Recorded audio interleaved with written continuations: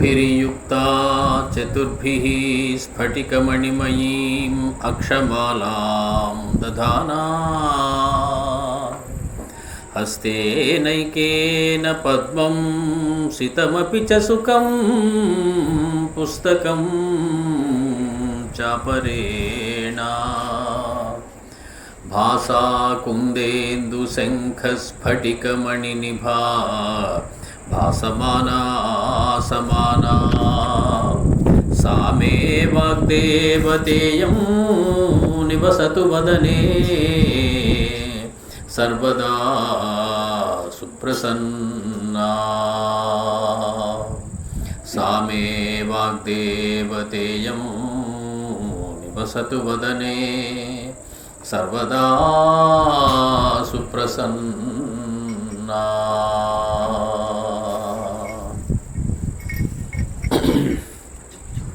పెద్దలందరికీ నమస్కారం. వాల్మీకి రామాయణ మాధుర్యాన్ని అందుకునే ప్రక్రియలో భాగంగా మనం అయోధ్యకాండలోని 75వ సర్గ చివరికి దాకా చెప్పుకున్నాం. కిందటిసారి చారుల చేత తీసుకొని రాబడినటువంటి భరతుడు అయోధ్యానగరం ప్రవేశం చేస్తూనే కొన్ని అపశకునాలు చూడడం, తండ్రి గారి గృహంలోకి వెళ్ళి తండ్రి గారు అక్కడ లేకపోవడం చూసి ఆశ్చర్యపోవడం, తల్లి ద్వారా చాలా యథాలాపంగా కైకేయి చెప్పినటువంటి మాట తండ్రి మరణించాడని, రాముడు అరణ్యానికి వెళ్ళాడని విని హతాశుడవ్వడం, అక్కడి నుంచి హుటాహుటిని రామమాత అయినటువంటి కౌసల్యాదేవి మందిరానికి వెళ్ళడం, అక్కడ ఆవిడ 2-3 దెప్పి పొడుపు మాటలు మాట్లాడగానే ఆవిడ కాలి మీద పడి తను నిరపరాధినని, తనకి తెలిసి ఈ కార్యక్రమం అంతా జరిగినట్లయితే తనకి ఈ పాపాలు చుట్టుకుంటాయి అని కొన్ని ప్రమాణాలు చేయడం, ఒట్లు పెట్టడం మనం చూసాం. అదైన తర్వాత ఆవిడ భరతుడితోటి కొంచెం అనునయంగానే చెప్పింది,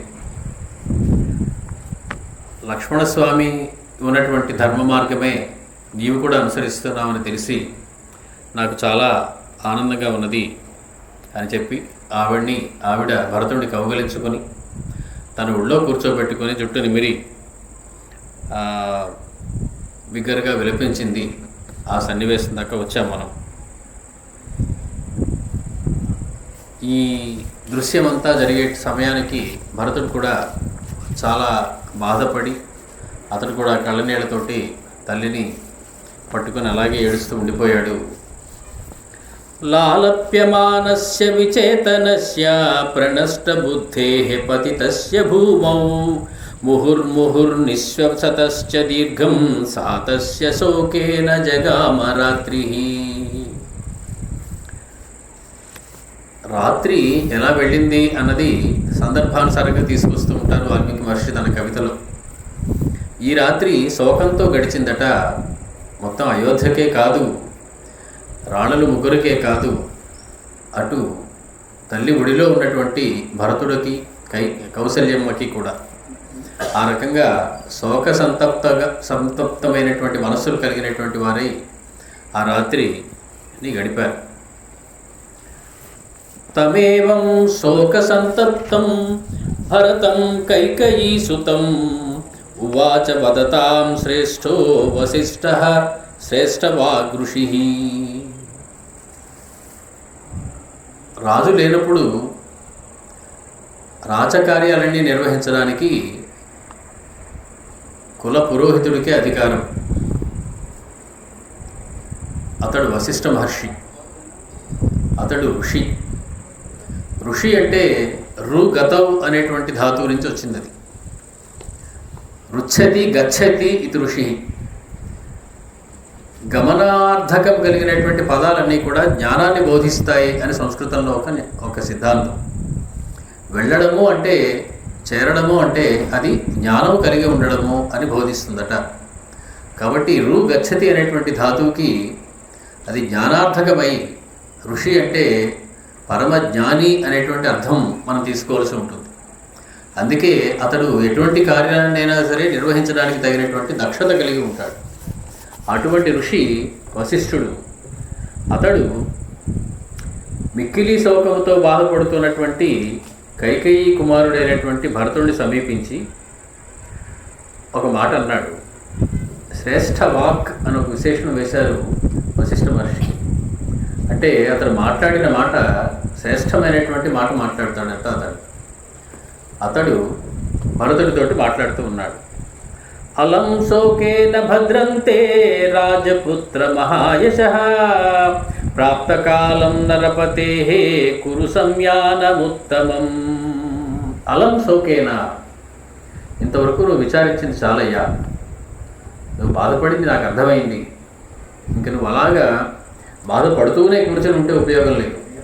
అలం శోకేన, నువ్వు విచారించింది ఇక్కడి నుంచి చాలు. భద్రంతే, నీకు మంగళమగుగాక ఓ రాజపుత్ర.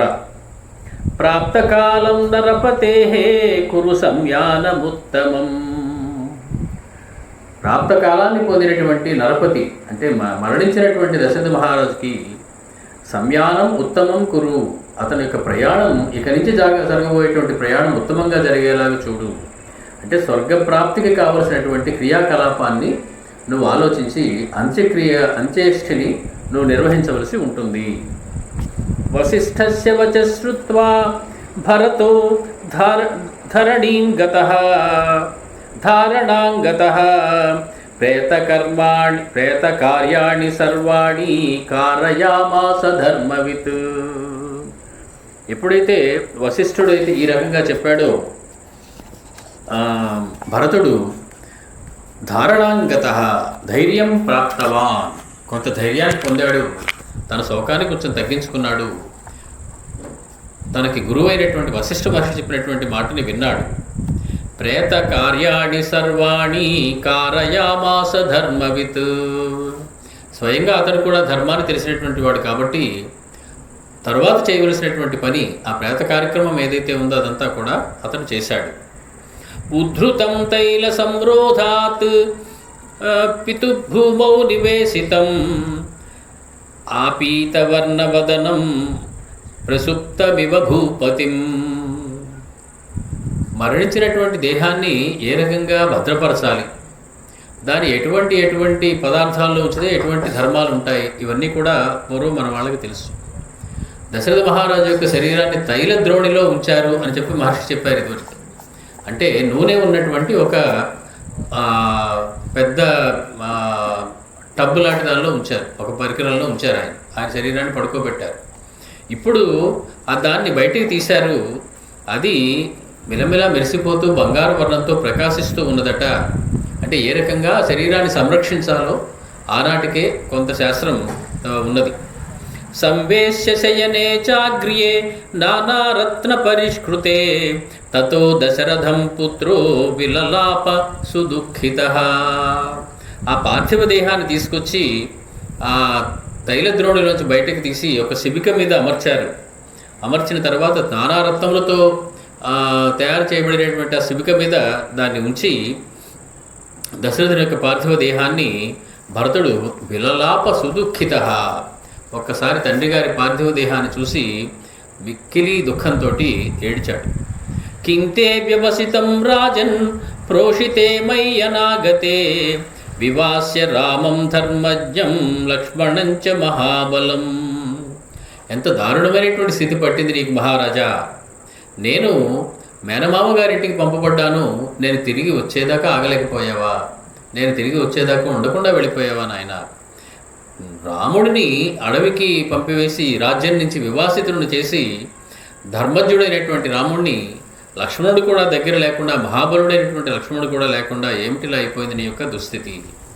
క్వయాస్యసి మహారాజా హిత్వేవం దుఃఖితం జనం.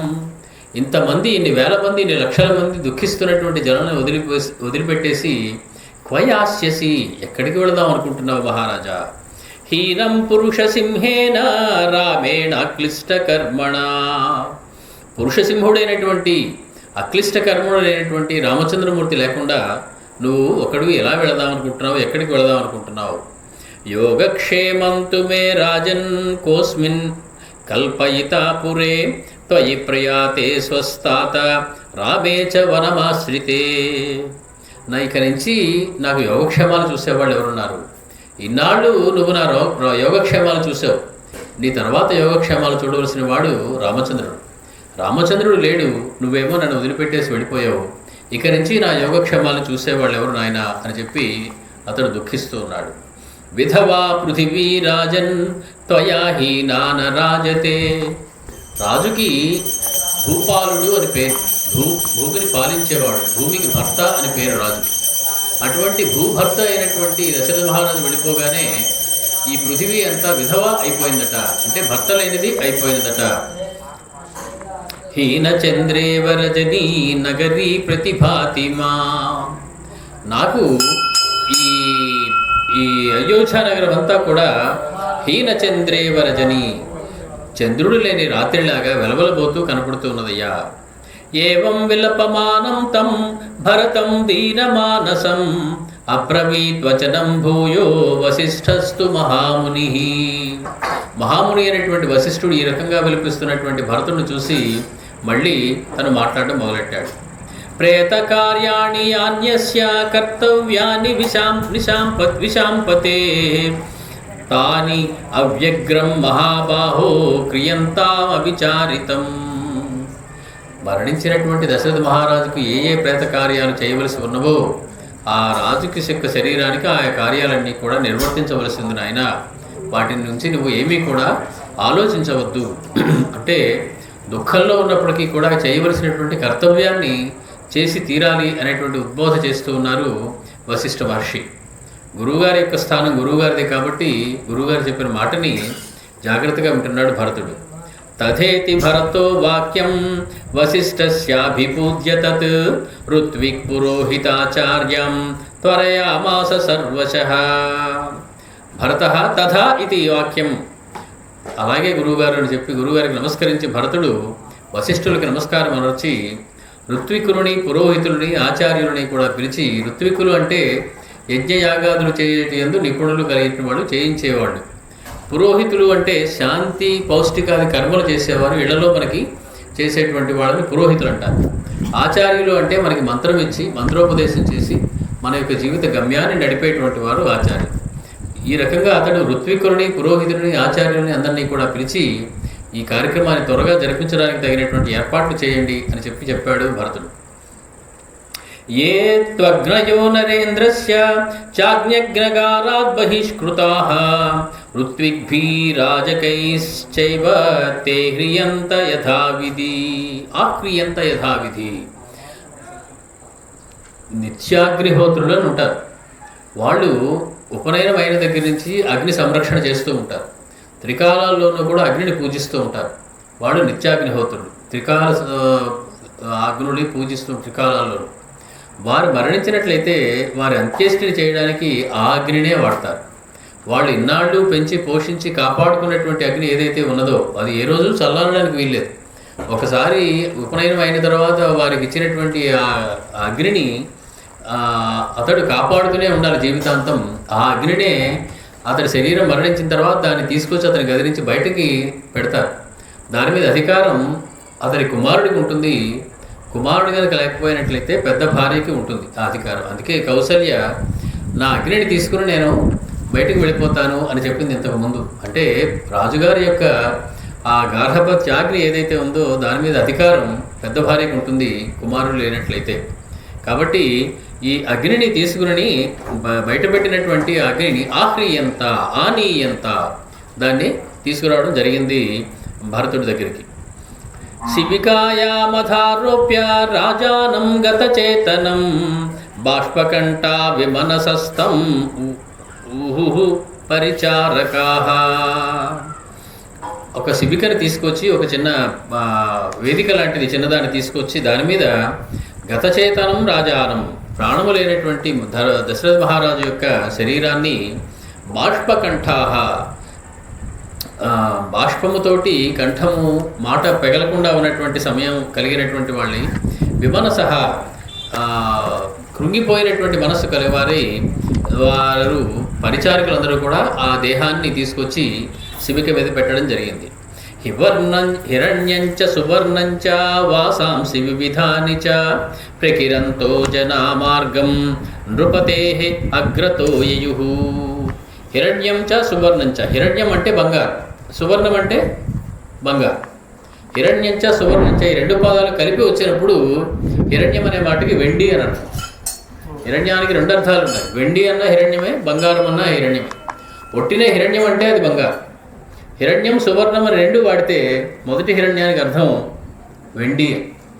సో వెండి హిరణ్యంచ సువర్ణంచ, బంగారము వెండి ఈ రెండింటినీ కూడా అనేక రకములైనటువంటి నూతన వస్త్రాలని కూడా ఆ మార్గం అంతా కూడా జల్లుకుంటూ విసురుతూ ఆ దశరథ మహారాజు యొక్క శరీరానికి ముందుగా అనేక మంది నడుస్తూ ఉన్నారు. చందనాగురు నిర్యాస సరళం పద్మకం తథా దేవదారుణిదాహృత్య క్షేపయంతి తథా పరే. చందనం అంటే చందన వృక్షం యొక్క శాఖలు, అలాగే అగురు అంటే మంచి సువాసనని వదిలేటువంటి పదార్థములు, నిర్యాస అంటే గుగ్గిలము అని చెప్తారు. సరళం అంటే సురభి కాష్టం అంటే మంచి వాసనని వెదజల్లేటువంటి రకరకములైనటువంటి వృక్షముల యొక్క శాఖలు, చాలా ఎంతో విలువైనటువంటి ఆ వృక్షముల యొక్క కొమ్మలు శాఖలు, వాటిని తీసుకుని వచ్చి చితి పేర్చడానికి ఏర్పాటు చేస్తూ ఉన్నారు. గంధారుచ్చావచాంశ్చాన్యాన్ తత్ర గత్వాథ భూమిపం తతః సంవేశయామాసు చితామధ్యే తం ఋత్విజః. ఒక చితిని ఏర్పాటు చేసి అక్కడ ఈ మిక్కిలి సుగంధాన్ని వెలుగుచ్చేటువంటి ఈ కర్రలన్నింటినీ కూడా పేర్చడం జరిగింది. తం తదా హుతాశనం దత్వా జేపుః తస్యతే తం ఋత్విజః యథాశాస్త్రం తత్ర సామాని సానుగాః. వాళ్ళందరూ కూడా జేపుః అంటే జపించిరి అని అర్థం. జజాప జయపతుః జేపుః అని ఉంటుంది సంస్కృత భాషలో. జపించిరి అనేటువంటి పాస్ట్ టెన్స్కి సంబంధించినటువంటి క్రియాపదం అది. అది వారందరూ కూడా ఋత్వికులందరూ కూడా ఆ అగ్నిహోత్రుణ్ణి జపించారు. మంత్రాలు చదవడం అంటే పితృమేధన మంత్రములు అని ఉంటాయి, ఆ మంత్రాలని వారు పఠిస్తూ ఉన్నారు. శిబికాభిశ్చ యానైశ్చ యథార్హం తస్య యోషితః నగరాత్ నిర్యయుః తత్ర వృద్ధైః పరివృతాస్తదా. చితిని పేర్చి శరీరాన్ని దహనం చేసే సమయంలో అక్కడికి ఎవరెవరు రావాలి, ఎవరెవరు రాకూడదు అనేటువంటి నియమాలు ఆ సాంఘిక పరిస్థితులను బట్టి మారుతూ ఉంటాయి. ఆనాటి కాలంలో యానములు అంటే రథములు, శిబికా అంటే పల్లకీలు, వీటి ద్వారా రాజముఖ్యులు అయినటువంటి రాణులు, ఇతరమైనటువంటి అంతఃపుర స్త్రీలు వీరందరూ కూడా ఆ శ్మశాన వాటిక దగ్గరికి రాజు యొక్క చితి ఎక్కడ ఉందో అక్కడికి వారందరూ కూడా రావడం జరిగింది. పరిచారికులందరూ కూడా అక్కడికి రావడం జరిగింది. ప్రస్రవ్యం చాపితం చక్రుః ఋత్విజోగ్నిచితం నృపం స్త్రియశ్చ శోక సంతప్తాః కౌసల్యా ప్రముఖాస్తథా. ఆ చితికి అగ్ని అంటించిన వెంటనే అక్కడ ఉన్నటువంటి అంతఃపుర స్త్రీలందరూ ఒక పెట్టుని ఆహాకారాలు చేస్తూ మిక్కిలి బిగ్గరగా ఏడ్చారు. అది ఎలా ఉన్నది అంటే ఆ నినాదం క్రౌంచీనామివ నారీణాం నినాదస్తత్ర శుశ్రువే ఆర్తానాం కరుణం కాలే క్రోశంతీనాం సహస్రశః. మిక్కిలి దయతో బాధపడుతున్నటువంటి క్రౌంచ పక్షులు, కొన్ని వేల క్రౌంచ పక్షులు ఒకేసారి బిగ్గరగా ఏడిస్తే ఎంత హృదయ విదారకమైనటువంటి ధ్వని వస్తుందో ఆ రకంగా వారి యొక్క విచారము అనేటువంటి ధ్వని బయటికి వెడుతూ ఉన్నది. తతో రుద్యంతో వివశా విలప్య చ పునః పునః యానేభ్యః సరయూతీరం అవతేరుః వరాంగనాః. ఆ చితిని అంటించిన తరువాత నడవగలిగిన వారు నడిచి, లేని వాళ్ళు వాళ్ళ యానములలోనూ కూడా సరయూ నదీ తీరాన్ని దగ్గరికి వచ్చి అందరూ అక్కడ దిగారు. కృత్వోదకంతే భరతేన సార్ధం నృపాంగనా మంత్రి పురోహితాశ్చ పురం ప్రవిశ్యాశ్రుపరీతనేత్రాః భూమౌ దశాహం వ్యనయంత దుఃఖం. వారి తండ్రి అయినటువంటి దశరథ మహారాజుకి భరతుడు శత్రుఘ్నుడు కూడా ఉదక సమర్పణం చేశారు. ఉదకం ఇచ్చిన తర్వాత అలాగే రాజు యొక్క భార్యలందరూ కూడా, మంత్రులందరూ కూడా, పురోహితులందరూ కూడా పుణ్యోదకాలని సమర్పించారు ఆ సరియు నదీ తీరంలో దశరథ మహారాజుకి.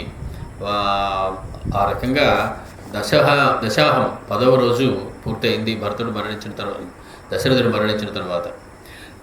తతో దశాహే అతిగతే కృత శౌచో నృపాత్మజః ద్వాదశే హని సంప్రాప్తే శ్రాద్ధకర్మాణ్యకారయత్.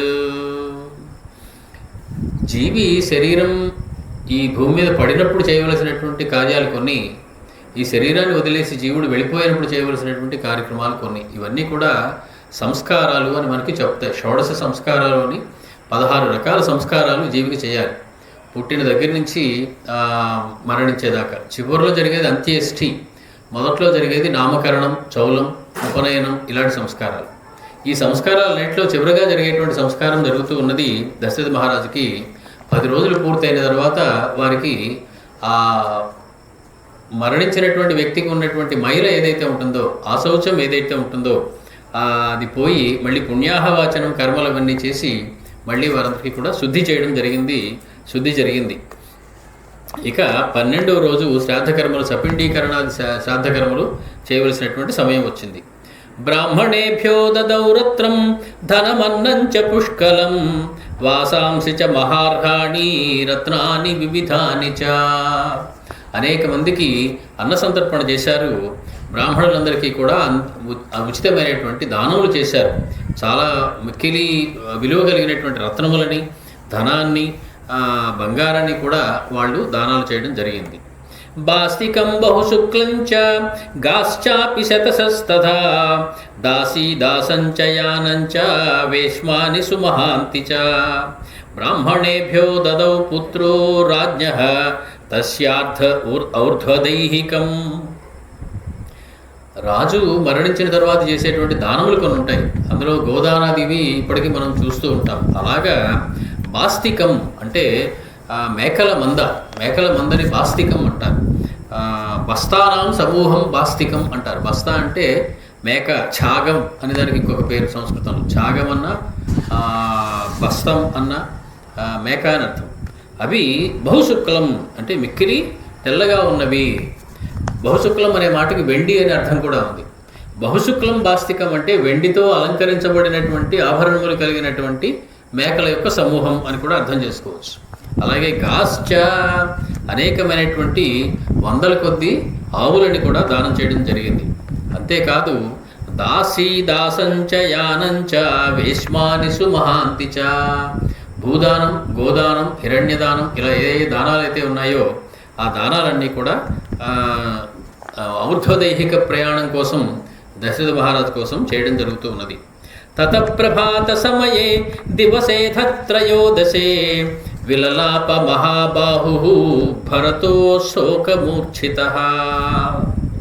13వ రోజు వచ్చేటప్పటికి ఎవరి బాలాన్ని వాళ్ళు ఇళ్ళకి వెళ్ళిపోతారు చెప్పకుండా. అది ధర్మం. నేను మళ్ళీ వస్తాను అని చెప్పకూడదు వెళ్ళేటప్పుడు అటువంటి సమయంలో. ఎందుకంటే అటువంటి సమయంలో మళ్ళీ రావడం జరగకూడదు.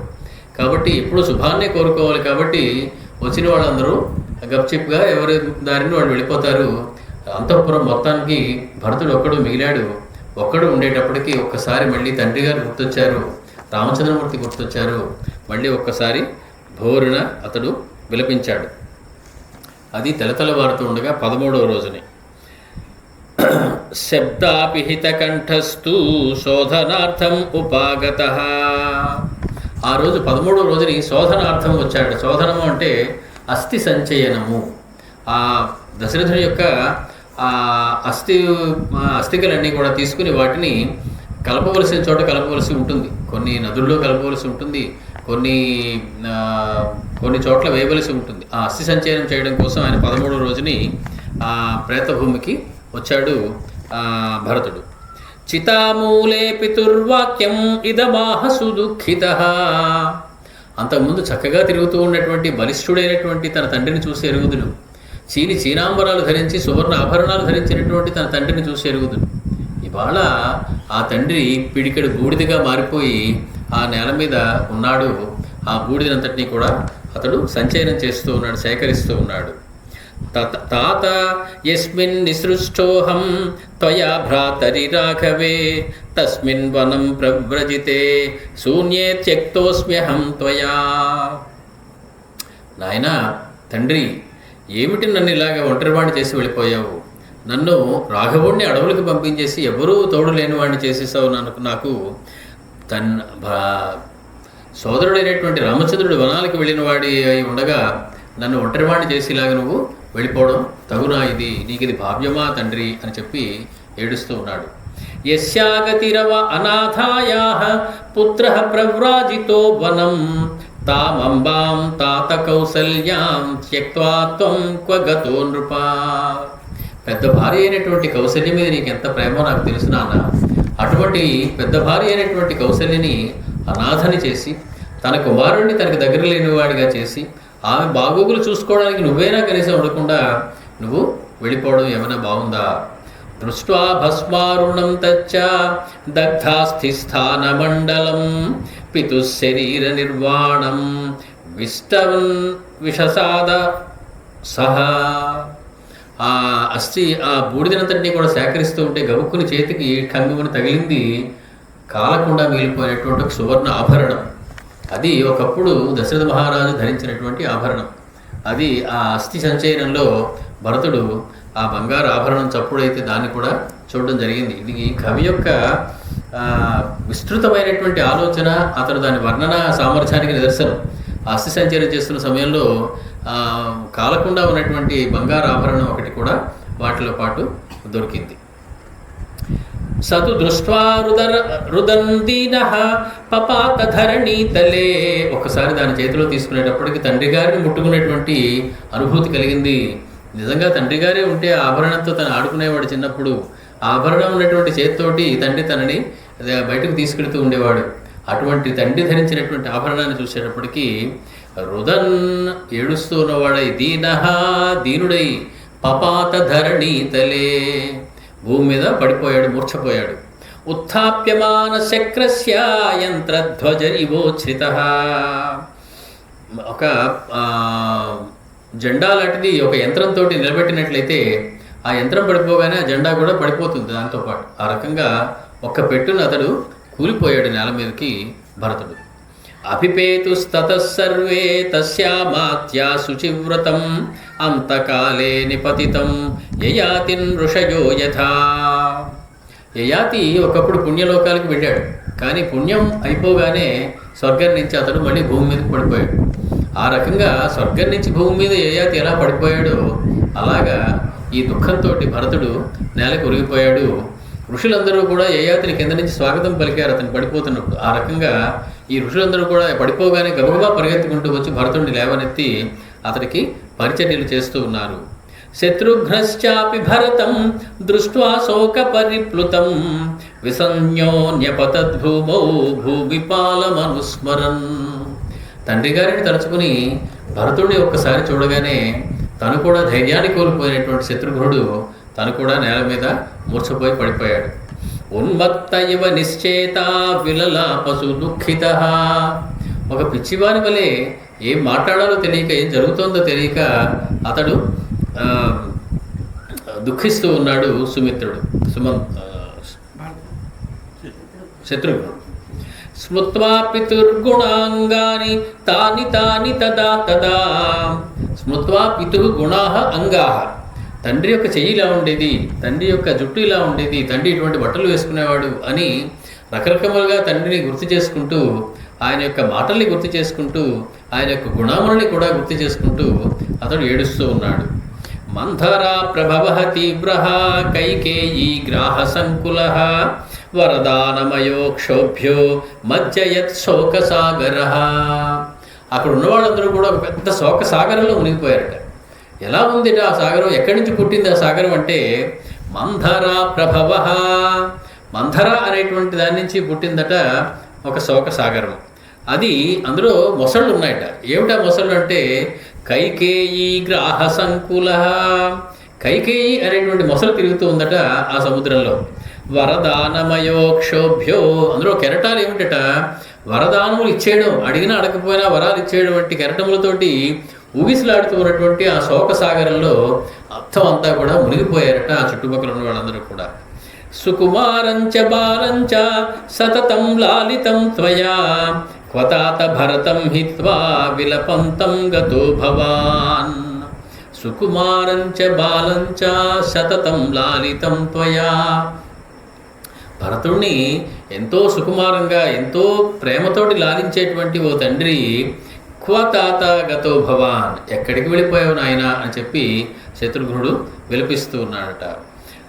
నను భోజ్యేషు పానేషు వస్త్రేషు ఆభరణేషు చ ప్రవారయసి నర్వాన్ తన్న కోన్యః కరిష్యతి.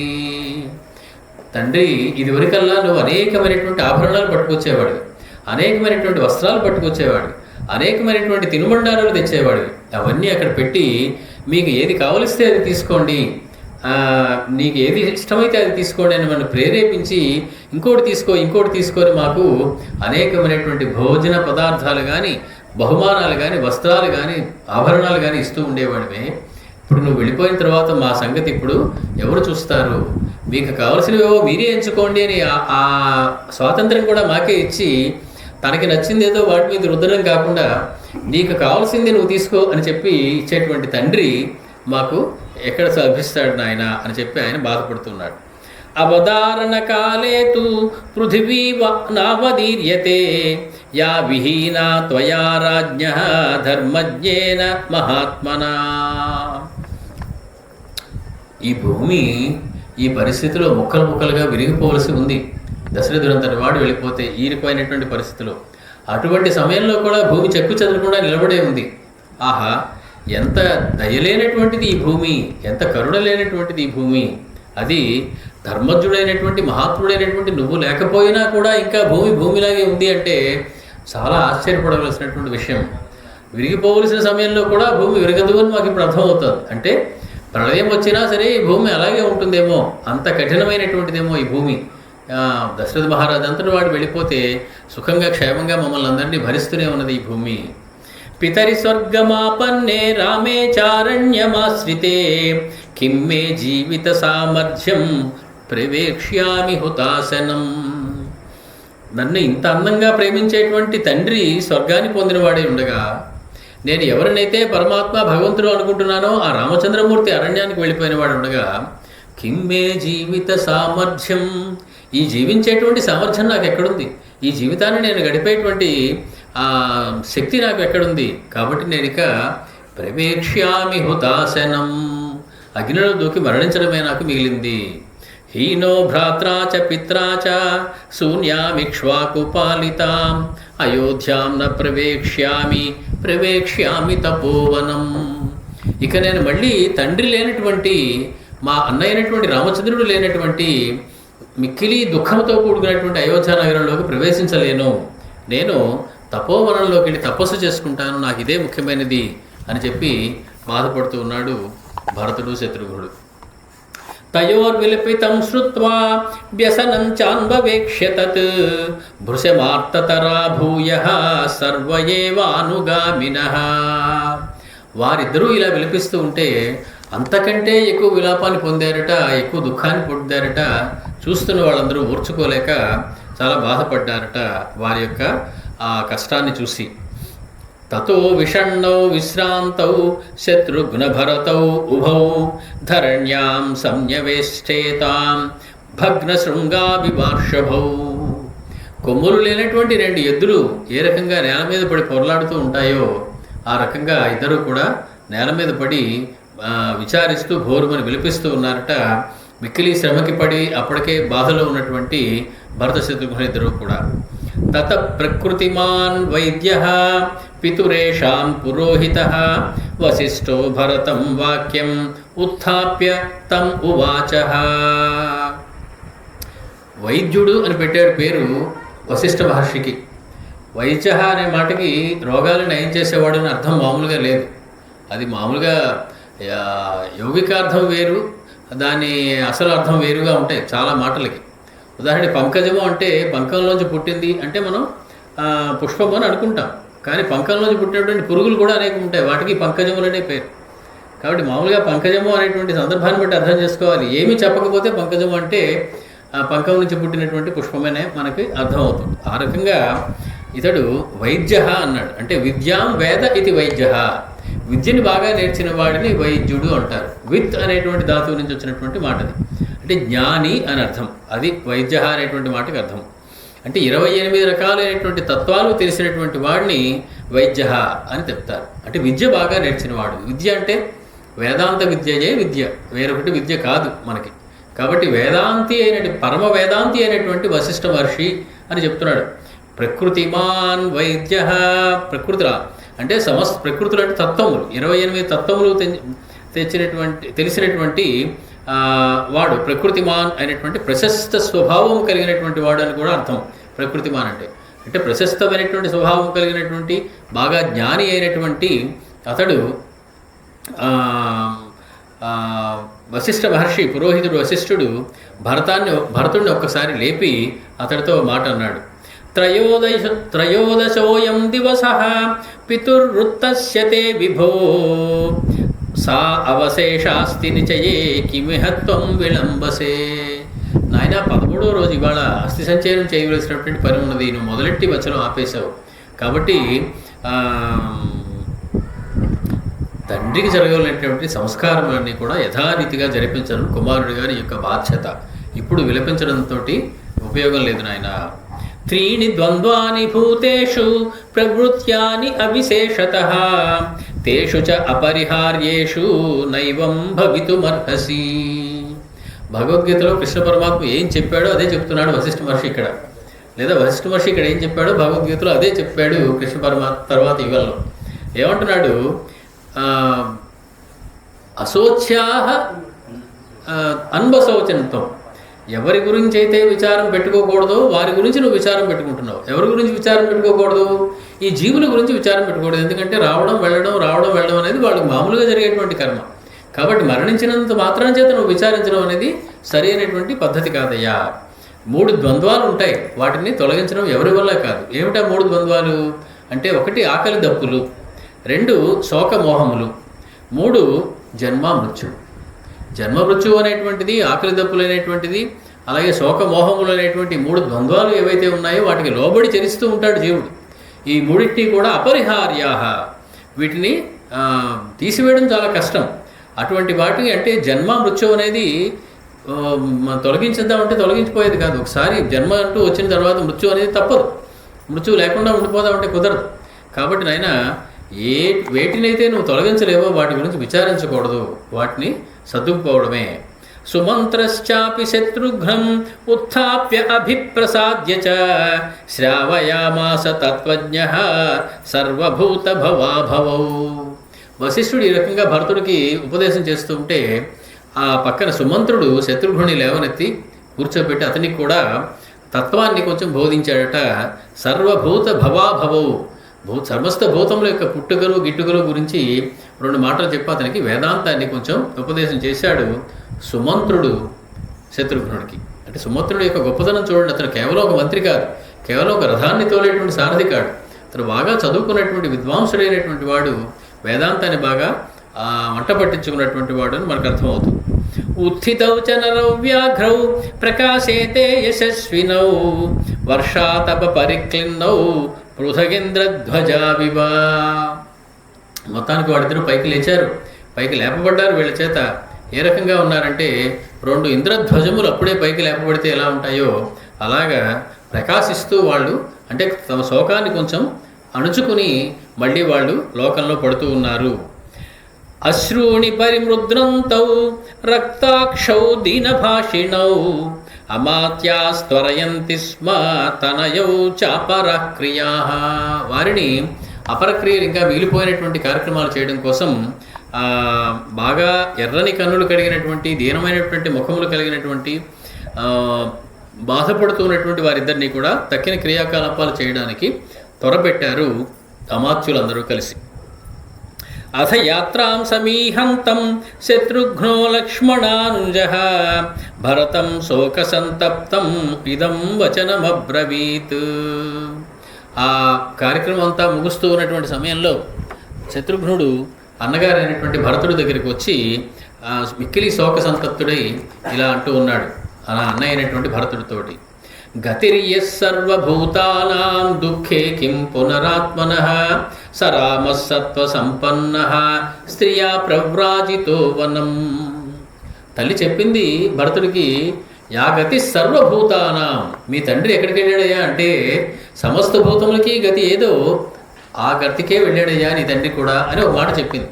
అంటే మరణించాడు అని చెప్పింది. ఈయన అంటున్నాడు, గతి యః సర్వభూతానాం దుఃఖే కిం పునరాత్మనః, సమస్తమైన జీవులకి గతి ఏదో ఆ గతినే పొందాడు కదా తండ్రి, కొత్తగా ఆయనకు వచ్చినటువంటి కష్టం ఏమున్నది, సమస్త జీవులు పొందుతున్నటువంటి గతే ఇది, చివరికి వెళ్ళవలసిన చోటుకే వెళ్ళాడు ఆయన కూడా.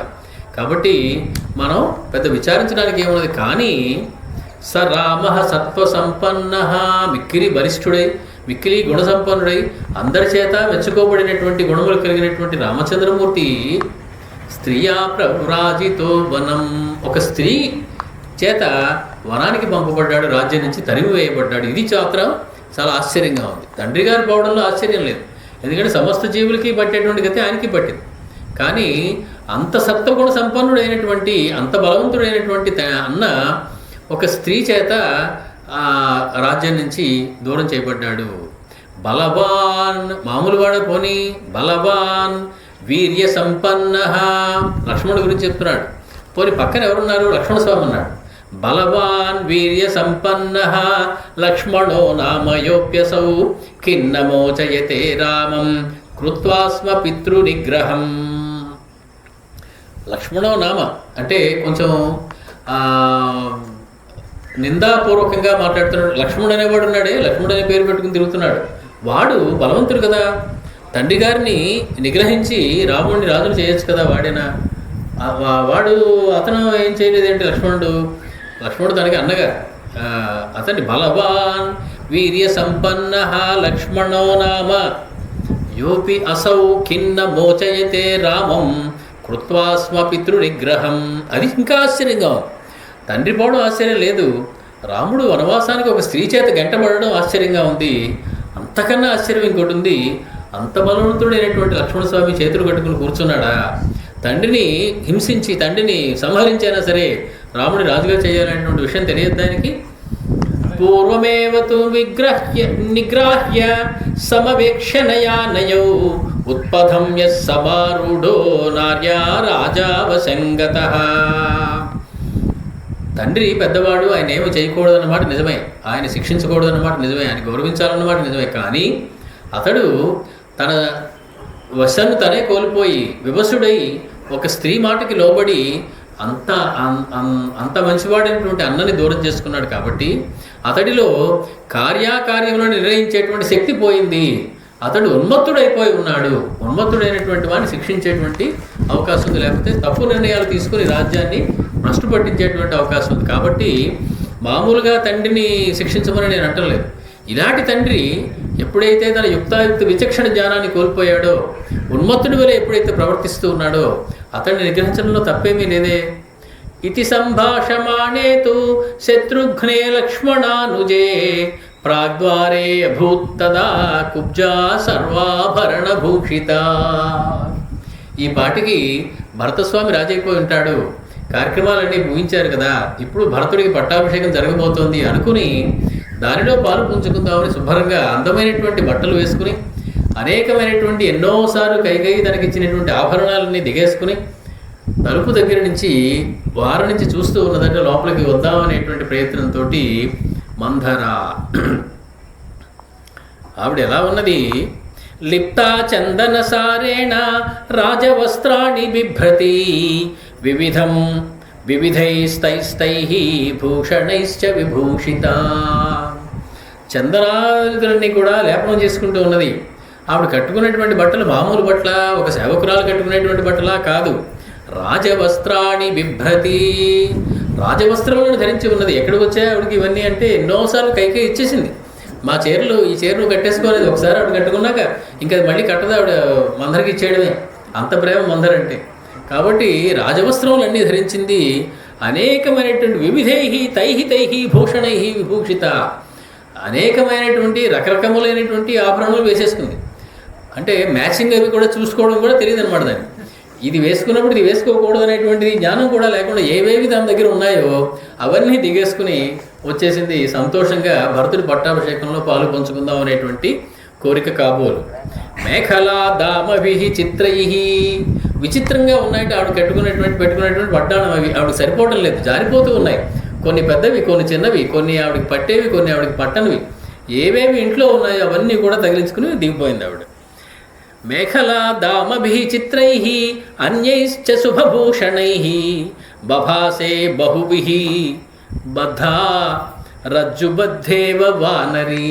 ఎంత అందమైనటువంటి పోలిక వేశారో చూడండి. తాడుతో కట్టేసినటువంటి ఒక కోతి విలే ఉందట అది. అంత అద్భుతమైనటువంటి ఉపమానం చెప్తూ ఉన్నారు వాల్మీకి మహర్షి.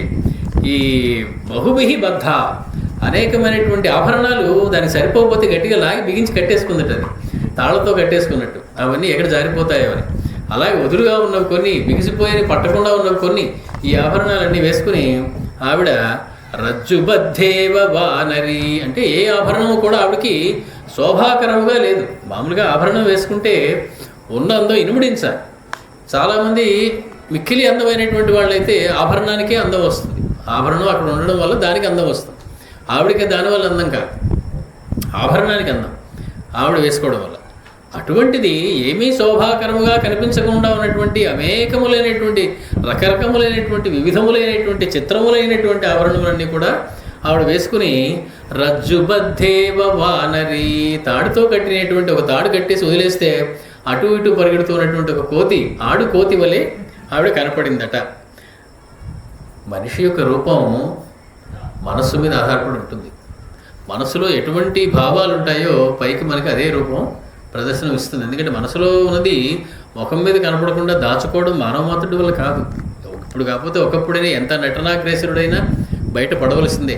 ఆవిడ మానసిక స్థితి ఎలా ఉంది? వానరి, ఒక కోతి వలె ఉన్నది. అంటే కోతి చేసేటువంటి పని ఏమిటి? మంచిది కాని దాన్ని మంచి అనుకుంటుంది, మంచిదాన్ని వదిలివేస్తూ ఉంటుంది ఒక్కొక్కసారి. అంటే యుక్తాయుక్త విచక్షణ లేనిది కోతి, సదసద్వివేకము లేనిది కోతి. ఆ సదసద్వివేకము లేనటువంటి యుక్తాయుక్త విచక్షణ లేనటువంటి కోతి వలె కనపడుతూ ఉన్నది ఆవిడ. కారణం ఆవిడ మనస్సు అలా ఉంది కాబట్టి, అలాంటిది కాబట్టి. తాం సమీక్షత దాద్వార్స్థాః శుభ్రుశం పాపకారిణీం గృహీత్వా కరుణాం కుబ్జాం శత్రుఘ్నాయ నివేదయం.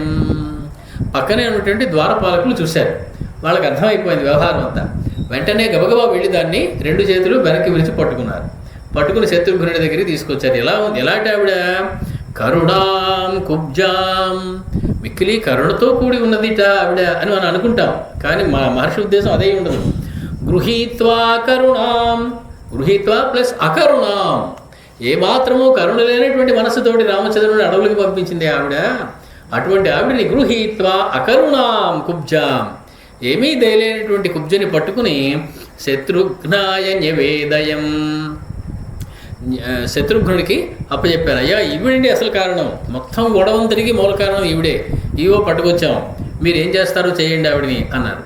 యశ్చాకృతే వనే రామో న్యస్తదేహశ్చ వః పితా సేయం పాపానుశంసా చ తస్యాః కురు యథామతి. నాయన శత్రుఘ్న, ఎవరి వల్లనైతే రాముడు వనవాసానికి వెళ్ళవలసి వచ్చిందో, ఎవరి వల్లనైతే మనందరికీ తండ్రి అయినటువంటి దశరథ మహారాజు స్వర్గానికి వెళ్ళిపోవలసి వచ్చిందో, ఆవిడ సాయం, ఆవిడే ఈవిడ పాప, మిక్కిలి పాపాత్మురాలు, నృశంస, ఏమాత్రమో కరుణ లేనటువంటిది. తస్యాః కురు యథామతి, నీకు నచ్చినట్లుగా నీకు ఏది ధర్మం అనిపిస్తే అది ఆ రకంగా దీన్ని శిక్షించు. శత్రుఘ్నశ్చ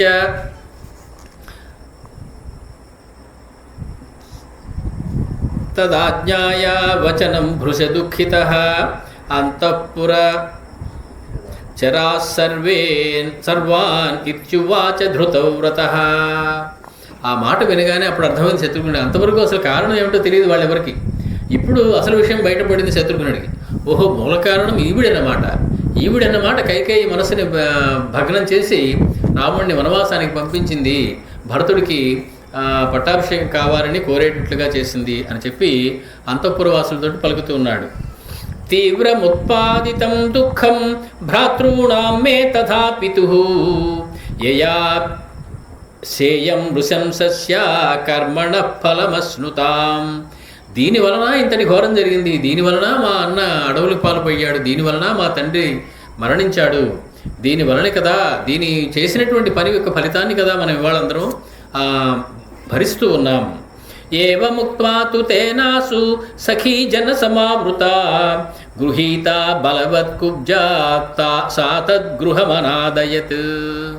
ఒక్కసారి చేతిలో ఖడ్గాన్ని తీసుకున్నాడు కాబోలు. ఆవిడ శిరస్సును పట్టుకుని, ఆవిడ జుట్టు పట్టుకుని కిందకి లాగాడు.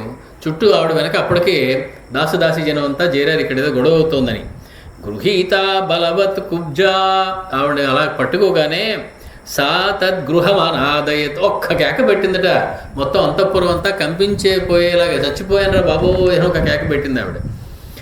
తతః శుభ్రుష సంతప్తః తస్యా సర్వ సఖీ జనః క్రుద్ధమాజ్ఞాయ శత్రుఘ్నం విఫలాయత సర్వశః. ఒకసారి చూశారు అందరూ. శత్రుఘ్నుడి మొహం చూసేటప్పుడు భయం వేసింది ఆ చుట్టుపక్కల ఉన్న వాళ్ళందరికీ కూడా, ఆ దాసదాసి జనం అందరికీ కూడా. కుబ్జ చేసినటువంటి పొరపాటు మొత్తం దాసదాసి జనాలు అందరికీ అంతకట్టి దాసదాసి అందరినీ కూడా శిక్షించేటువంటి అవకాశం ఉంది. ఇప్పుడు అతడి కోపం చూస్తే అలాగే ప్రళయ కాలాగ్ని రుద్రుడిలాగా ఉన్నాడు, ప్రళయకాల రుద్రుడిలాగా ఉన్నాడు. కాబట్టి మనం ఇక్కడ తప్పుకుంటే మంచిది అని చెప్పి గబగబా పరుగులు పెట్టి అటు ఇటు పారిపోయారట ఆవిడ యొక్క సఖీజనం, మందర యొక్క సఖీజనం అంతా.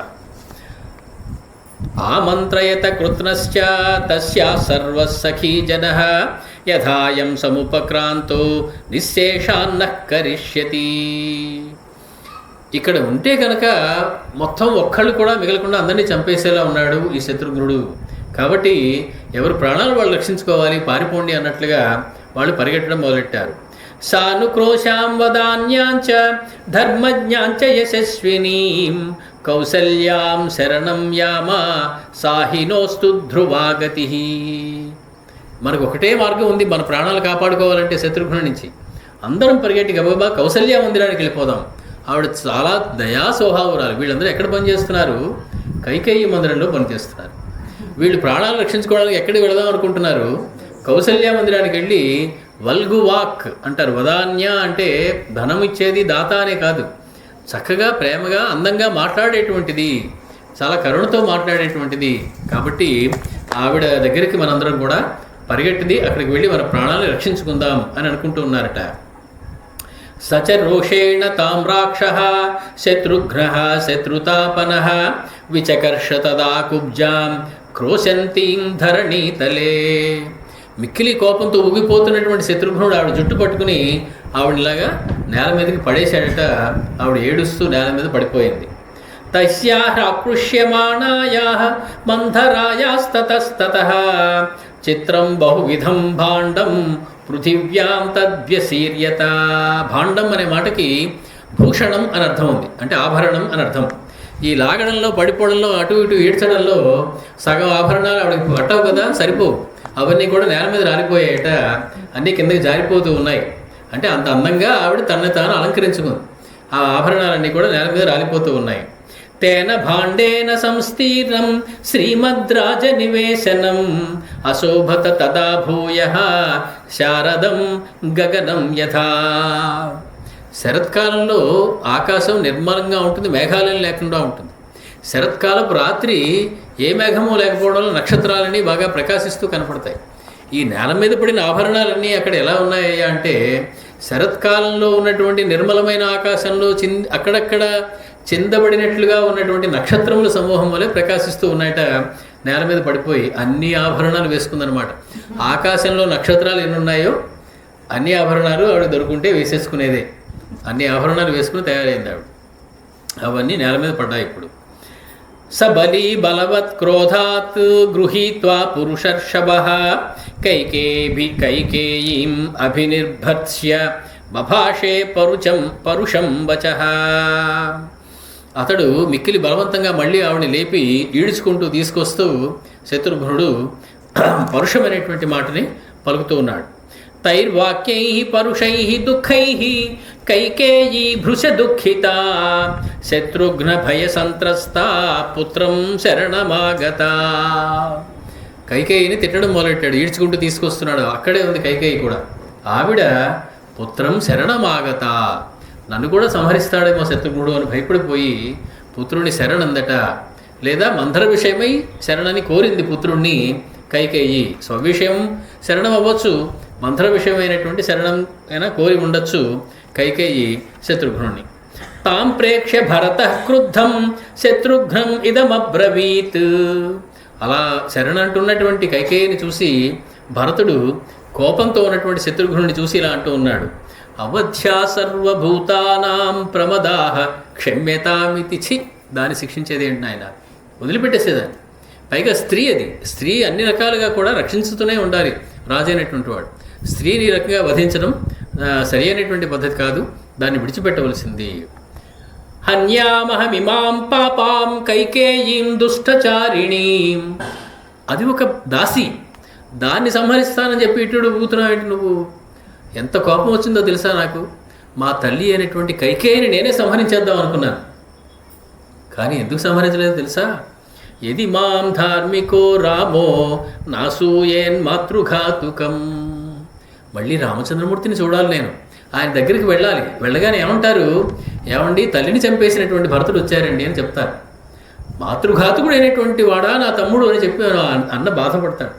తండ్రిని సంహరిస్తే ఆయన నన్ను క్షమించడు, కాబట్టి చంపకుండా నేను వదిలేశాను. ఒకవేళ నువ్వు ఈవిడిని చంపేశావనుకో, అప్పుడేమవుతుంది? ఇమామపి హతాం కుబ్జాం యది జానాతి రాఘవః త్వాంచ మాంచ హి ధర్మాత్మా నాభిభాషిష్యతే ధ్రువం. ఈవిని కనుక నువ్వు ఇప్పుడు సంహరిస్తే ఒక స్త్రీని చంపినటువంటి వాళ్ళ నా సోదరులు అని చెప్పి నీతోటి నాతోటి ఈ రామచంద్రుడు ఎప్పుడూ మాట్లాడు జీవితంలో. అటువంటి రామచంద్రమూర్తి మాట్లాడకుండా మనం జీవించగలమా? కాబట్టి ఒక్కసారి రామచంద్రమూర్తిని తలుచుకో, ఈవిని వదిలిపెట్టేసేయి. చూడండి, మంధర ఎవరికి ఏ రామచంద్రమూర్తికి ద్రోహం చేయాలనుకుందో ఆ రామచంద్రమూర్తి నామం వల్లే మళ్ళీ ఆవిడకి ప్రాణం దక్కింది. ప్రాణం దక్కాలన్నా రామచంద్రమూర్తి, కాబట్టి బతకాలన్నా రామచంద్రమూర్తి. ఆవిడ ఇవాళ బతికింది, ప్రాణం దక్కించుకుంది అంటే దానికి మళ్ళీ రామచంద్రమూర్తి కారణం. అటువంటి రామచంద్రమూర్తికి ద్రోహం చేయాలని తలపెడుతుంది ఆవిడ.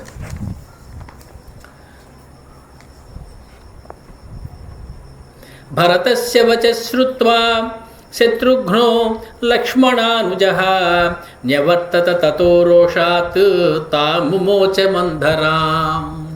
అంతవరకు కోపంతో ఊగిపోతున్నటువంటి శత్రుఘ్నుడు భరతుడు ఆ మాట అనేటప్పటికీ దాన్ని విడిచిపెట్టేశాడు. వెంటనే మళ్ళీ నాకు కనపడకుండా వెళ్ళిపో అన్నట్టు. ఇక్కడ చూడండి, తల్లిని సంహరిద్దాం అనుకున్న భరతుడు తల్లిని సంహరించలేదు. ఎందుకని? భగవంతుడైనటువంటి రామచంద్రుడు బాధపడతాడేమో. మంధరిని సంహరిద్దాం అనుకునేటువంటి శత్రుఘ్నుడు మంధరిని సంహరించలేదు. ఎందుకని?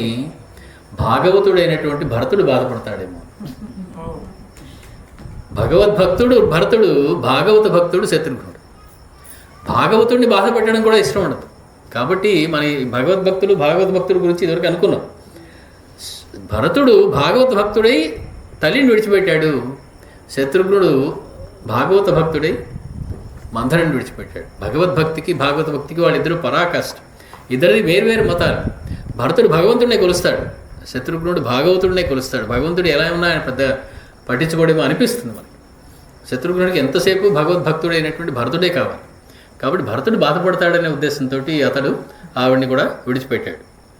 భరతస్య వచ శ్రుత్వా శత్రుఘ్నో లక్ష్మణానుజః న్యవర్తత తతో రోషాత్ తాముమోచ చ మంధరాం. ఆవిడ్ని కూడా విడిచిపెట్టేశాడు.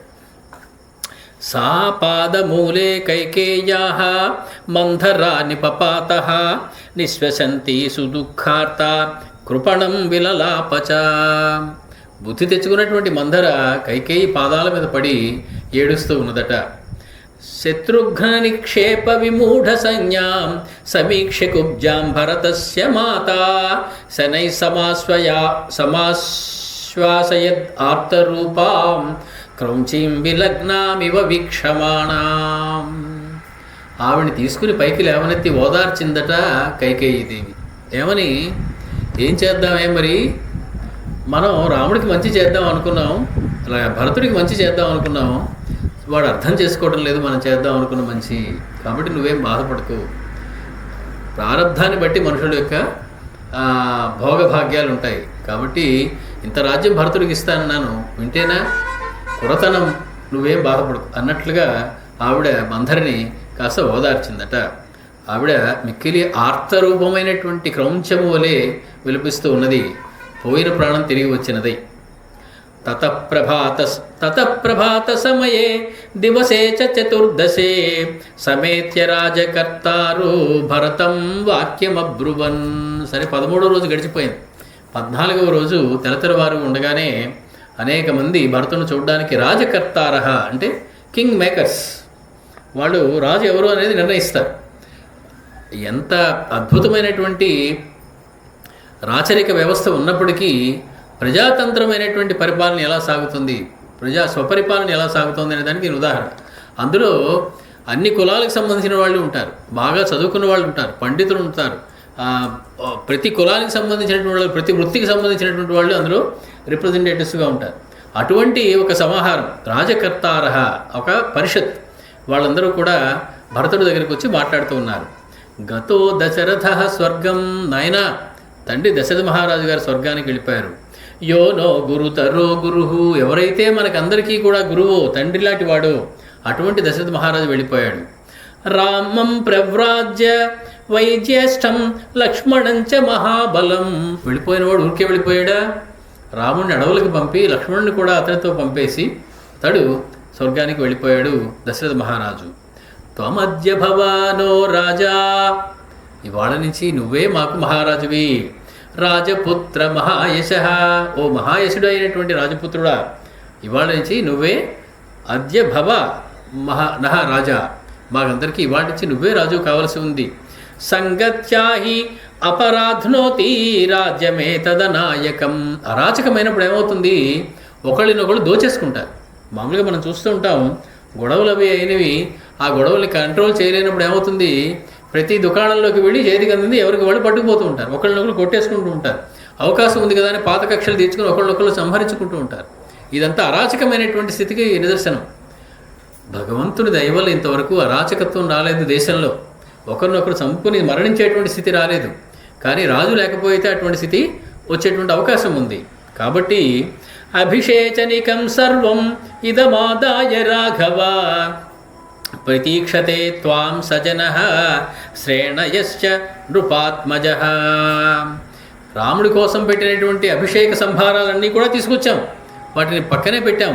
కాబట్టి మొత్తం నీ స్వజనులందరూ, నీకు ఇష్టమైన వాళ్ళందరూ, అలాగే శ్రేణయశ్చ అంటే నైగమాహ, నిగమములు తెలిసినటువంటి వాళ్ళు, వేదాంతములు తెలిసినటువంటి పండితులు, వాళ్ళందరూ కూడా ప్రతీక్షతే, నీ కోసం ఎదురు చూస్తున్నారయ్యా, నువ్వు రాగానే నీకు పట్టాభిషేకం చేసి నేను రాజుగా చేసుకోవడానికి.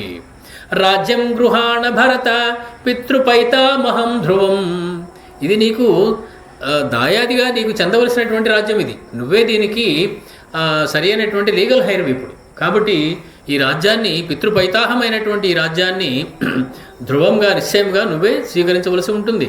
అభిషేచయ చ ఆత్మానం పాహి చ అస్మాన్ నరర్షభ, నువ్వు వెంటనే అభిషేకానికి ఒప్పుకుని అభిషేకం చేయించుకుని మమ్మల్ని అందరినీ కూడా పాహి, రక్షించు.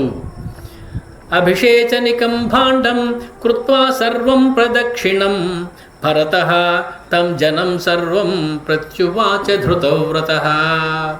ఓహో, మహారామచంద్రమూర్తి కోసం పెట్టినటువంటి అభిషేక సంభారాల ఇవన్నీ ఎంత పవిత్రమైనవి అని చెప్పి వాటన్నిటికీ వెంటనే భరతుడు ఒక్కసారి ప్రదక్షిణ చేశాడట. రామచంద్రుడి కోసం ఉద్దేశించబడినటువంటివయ్యా ఈ జలములు, అనేకమైనటువంటి సముద్రాల నుంచి, నదుల నుంచి తీసుకొచ్చిన జలములు. ఈ అగురుధూపములన్నీ కూడా రామచంద్రుడి కోసం తయారు చేసినవి, ఎంత పుణ్యాన్ని సంపాదించుకున్నవి ఇవి అని చెప్పి ముందు అభిషేక సంభారాలన్నిటికీ కూడా ఆయన ఒక ప్రదక్షిణం చేశాడట. చేసి అక్కడ ఉన్నటువంటి కుమ్మికూడినటువంటి జనంతో మాట్లాడుతూ ఉన్నాడు. జ్యేష్ఠస్య రాజతా నిత్యం ఉచితా హి కులస్య నః నైవం భవంతో మాం వక్తుం అర్హంతి కుశలా జనాః. మీరందరూ చాలా గొప్పవాళ్ళు, చాలా తెలివైన వాళ్ళు అనుకున్నాను నేను ఇన్నాళ్ళు. జ్యేష్ఠుడైనటువంటి వాడే ఈ రాజ్యాన్ని స్వీకరించాలి అనేటువంటి విషయం మీకు తెలియంది కాదు కదా. అటువంటి మీరు జ్యేష్ఠుడు కానటువంటి నన్ను రాజుగా చేయాలి, రాజు నువ్వు అని చెప్పి సలహా ఇస్తున్నారే, ఇది మీకు ఏమైనా ఉచితంగా అనిపిస్తూ ఉన్నదా? ఇలా అనొచ్చా మీరు? రామ పూర్వోహినో భ్రాత భవిష్యతి మహీపతి. నాకు అన్నగారైనటువంటి రామచంద్రమూర్తియే భవిష్యతి మహీపతి. ఈ మహీపతి భూమి అంతరికి ఈ సమస్తమైనటువంటి విశ్వానికి ప్రభువు ఎవరు అంటే నా అన్నగారైనటువంటి రామచంద్రుడే. అహంతు అరణ్యే వత్స్యామి వర్షాణి నవపంచచ. మా తల్లిగారి కోరిక ఒకరు అరణ్యానికి వెళ్ళాలి, ఒకళ్ళు రాజ్యానికి పట్టాభిషేకం కావాలని. ఆ ఒకడు నేనవుతాను, రెండో ఒకడు మా అన్న అవుతాడు. నేను అరణ్యానికి వెళ్ళి 14 సంవత్సరాలు గడిపేస్తాను, ఎవరో ఒకళ్ళు వనవాసానికి వెళ్తే సరిపోతుంది, మా నాన్నగారి కోరిక తీరుతుంది. రామచంద్రమూర్తి వచ్చి ఇక్కడ పట్టాభిషేకాన్ని చేసుకుని రాజ్యాన్ని పాలించవలసి ఉంటుంది. యుజ్యతాం మహతి సేన, సమస్తమైనటువంటి సేనని సిద్ధం చేయండి. చతురంగ మహాబలాహ, మొత్తం అసుబలం, గజబలం, కాల్బలం మొత్తం ఏవైతే ఉన్నాయో రథబలం అన్నిటినీ కూడా చతురంగ బలములు కూడా సిద్ధంగా ఉంచండి. ఆవయిష్యామ్యహం జ్యేష్టం ఆనయిష్యామ్యహం జ్యేష్టం భ్రాతరం రాఘవం వనాత్. మా అన్నగారైనటువంటి రామచంద్రుడిని నేను వనం నుంచి వెనక్కి తీసుకొస్తాను. ఏమంటే వెనక్కి తీసుకొచ్చేటప్పుడు ఎందుకండి ఇంతమంది జనం, ఇంతమంది సైన్యం అంటే, వెనక్కి ఉతికినే తీసుకురాడు, కాబోయే రాజుగా తీసుకొస్తాడు. కాబోయే రాజుని ఎత్తునే చేతులు ఉప్పుకుంటూ ఇంగులు ఎట్టుకుంటూ ఒకడు ఇద్దరు కూడా తీసుకొస్తే బాగుండదు. ఆయన వెనకాల పోవడంత పరిజనం ఉండాలి. ఒక్కడిని తీసుకురావడానికి వీలు లేదు. కాబోయే చక్రవర్తిని ఎంత గౌరవంతో తీసుకురావాలి, ఎంత సేనా సమూహంతో తీసుకురావాలి. దానికోసం వీళ్ళందరినీ తీసుకెళ్ళాలి. కానీ అతనితో యుద్ధం చేయడం కోసమో, అతనికి నాకు ఇంతటి బలం ఉందని చూపించడం కోసమో కాదు. యుజ్యతాం మహతీ సేన చతురంగ మహాబల ఆనయిష్యామ్యహం అహం జ్యేష్టం భ్రాతరం రాఘవం వనాత్ అంటున్నావు. కానీ ఇంకా రామచంద్రుడు పట్టాభిషేకం అవ్వలేదు కదా, ఇక్కడికి తీసుకొచ్చాక కదా పట్టాభిషేకం చేయాలి. అప్పుడు కదా ఈ సేన అంతా అవసరం కాదు. అభిషేక నిచంచైవ సర్వమేతదుపస్కృతం పురస్కృత్య గమిష్యామి రామహేతోః వనం ప్రతి. ఇప్పుడు మీరందరూ పెట్టినటువంటి అభిషేక సంభారాలన్నీ ఉన్నాయే, వాటిని కూడా తీసుకురండి. ఎందుకండి వాటిని ఇక్కడికి? తత్రైవ తం నరవ్యాఘ్రం అభిషిచ్య పురస్కృతం ఆనేష్యామి తు వై రామం అవ్యవాహమివాధ్వరాత్. వీటితోటి పట్టాభిషేకం ఇక్కడ జరగదు, అయోధ్యలో జరగదు. ఎక్కడైతే రామచంద్రమూర్తి నివసిస్తున్నాడో అదే అయోధ్య. కాబట్టి పట్టాభిషేకం వనంలోనే జరిపిస్తాను. అప్పటికి మహారాజు అయిపోతాడు, చక్రవర్తి అయిపోతాడు ఆయన. కాబట్టి ఈ సేనాబలం అంతటితోటి ఆయన చక్కగా తీసుకొని రావచ్చు. కాబట్టి మీరందరూ చతురంగ బలాలతోటి కూడా తీసుకొని రండి అని చెప్పి, ఎలాగట? అవ్యవాహమివాధ్వరాత్. అవ్యవాహం అంటే అగ్ని. మార్గము నుండి అగ్నిని తీసుకొచ్చినట్టు, యాగశాల నుండి అగ్నిని తీసుకుని వచ్చినట్టుగా వనం నుంచి నేను రామచంద్రుడు తీసుకొస్తాను అంటున్నాడు ఆయన.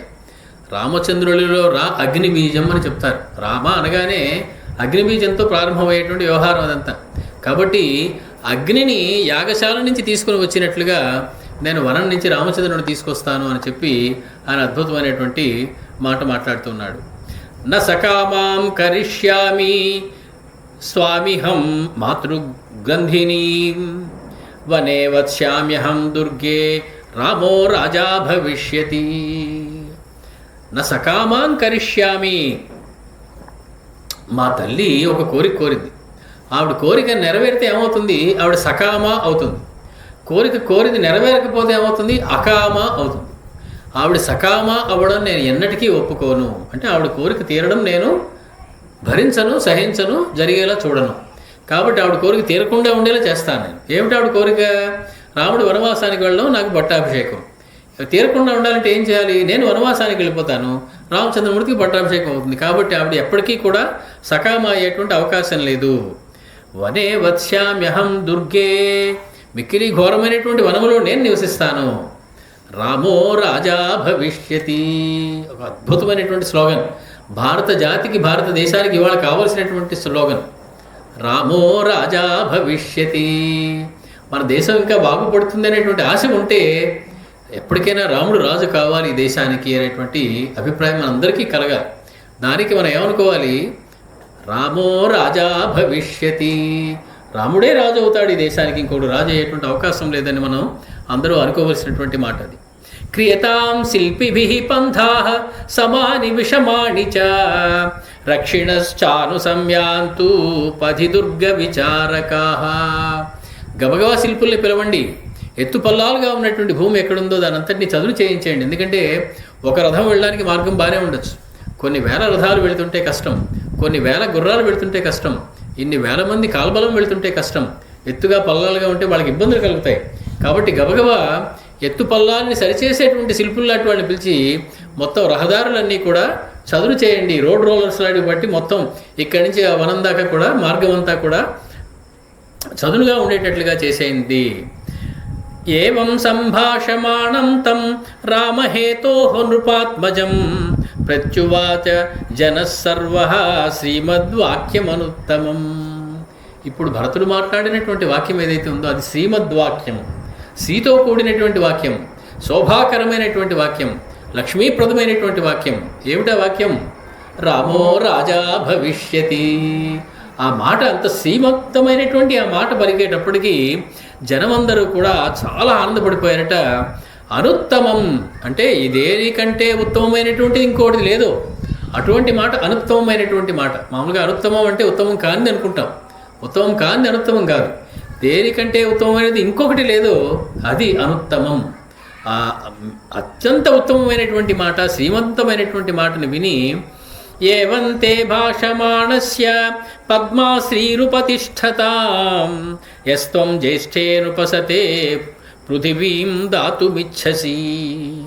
ఈ రకంగా మాట్లాడుతున్నటువంటి నీ యందు సమస్తమైనటువంటి ఐశ్వర్యము లక్ష్మి కూడా నీ యందే ఉండుగాక అని చెప్పి జనులందరూ కూడా ఆశీర్వదిస్తూ ఉన్నారు భరతుణ్ణి. ఎందుకయ్యా అంటే యస్త్వం జ్యేష్ఠే నృపసుతే పృథివీం దాతుమిచ్చసి. నువ్వు జ్యేష్ఠుడైనటువంటి రామచంద్ర కోసం నీకు వచ్చినటువంటి రాజ్యం మొత్తాన్ని ఇచ్చేయడానికి సిద్ధపడుతున్నావు, కాబట్టి నీకు సమస్తమైనటువంటి ఐశ్వర్యంలో కలుగుగాక అని చెప్పి వారు ఆశీర్వదిస్తున్నారు. ఒక్కొక్కసారి నాకు అనిపిస్తుంది, రామచంద్రమూర్తికి రాజ్యం లేదు కాబట్టి ఆయన వదిలేసి అరణ్యానికి వెళ్ళాడు. నీకు రాజ్యం ఎవరన్నాడు? కాబట్టి ఇచ్చేసిన రాజ్యం నాకు వద్దన్నాడు శత్రుఘ్నుడు. ఇద్దరు ఎవరు గొప్ప అనిపిస్తుంది నాకు. రామచంద్రుడికి రాజ్యం లేదు, అప్పటికి ఇస్తామన్నారు, ఇవ్వమన్నారు. ఇవ్వనంటే ఏం చేస్తాం? తోక ముడుచుకుని వెళ్ళిపోతాం. ఇచ్చేశారు రాజ్యాన్ని శత్రుఘ్నుడికి. నువ్వే పరిపాలించినారు. ప్రజలందరూ అన్నారు, తల్లి అడిగింది, సమస్తమైనటువంటి గురువులు అడిగారు, రాజ్యం నీదేనయ్యా, రేపు నువ్వు అభిషేకం చేసేసుకోవాలి. వచ్చినటువంటి రాజ్యం వద్దన్నాడు శత్రుఘ్నుడు. రాజ్యం లేదు కాబట్టి అడవులకు వెళ్ళాడు రామచంద్రుడు. వచ్చిన రాజ్యాన్ని వద్దని అడవులకు వెళ్తానంటున్నాడు భరతుడు. ఇద్దరిలో ఎవరి చేష్టితం గొప్పది అని మనం ఒకసారి ఆలోచించవలసి ఉంటుంది. రాముడి చిన్నపుత్రుడు నా ఉద్దేశం కాదు, కానీ భరతుడిని గొప్ప చేయడం కోసం నేను ఈ మాట మాట్లాడుతాను. వచ్చినటువంటి రాజ్యాన్ని కాలదన్ని ఆయన ఏమన్నాడు? పైగా రాజ్యం నాకు ఇచ్చేశారు కదా, ఇప్పుడు రాజ్యం నాది, నేను దీంతో రామచంద్రుడిని కొనుక్కుంటా, ఏదైనా చేసుకోవచ్చు నేను రాజ్యంతో. నేను ఈ రాజ్యాన్ని నేను వెనక్కి ఇచ్చేసి రామచంద్రుడిని నేను తీసుకుంటా. అంటే ఏంటనమాట, రాజ్య పట్టాభిషేకం రామచంద్రుడికి చేస్తాను, రాముడు ఇక్కడ ఉంటే నాకు అది చాలు, దానికోసం ఈ రాజ్యాన్ని నేను వదిలేసుకోవడానికైనా సిద్ధంగా ఉన్నా. రాజ్యంతో రాముడు కొనుక్కోవడం అంటే అది, ఈ రాజ్యాన్ని నేను దానికోసం ఉపయోగించుకుంటా అని చెప్పి ఆయన అనడం మనం చూస్తాం.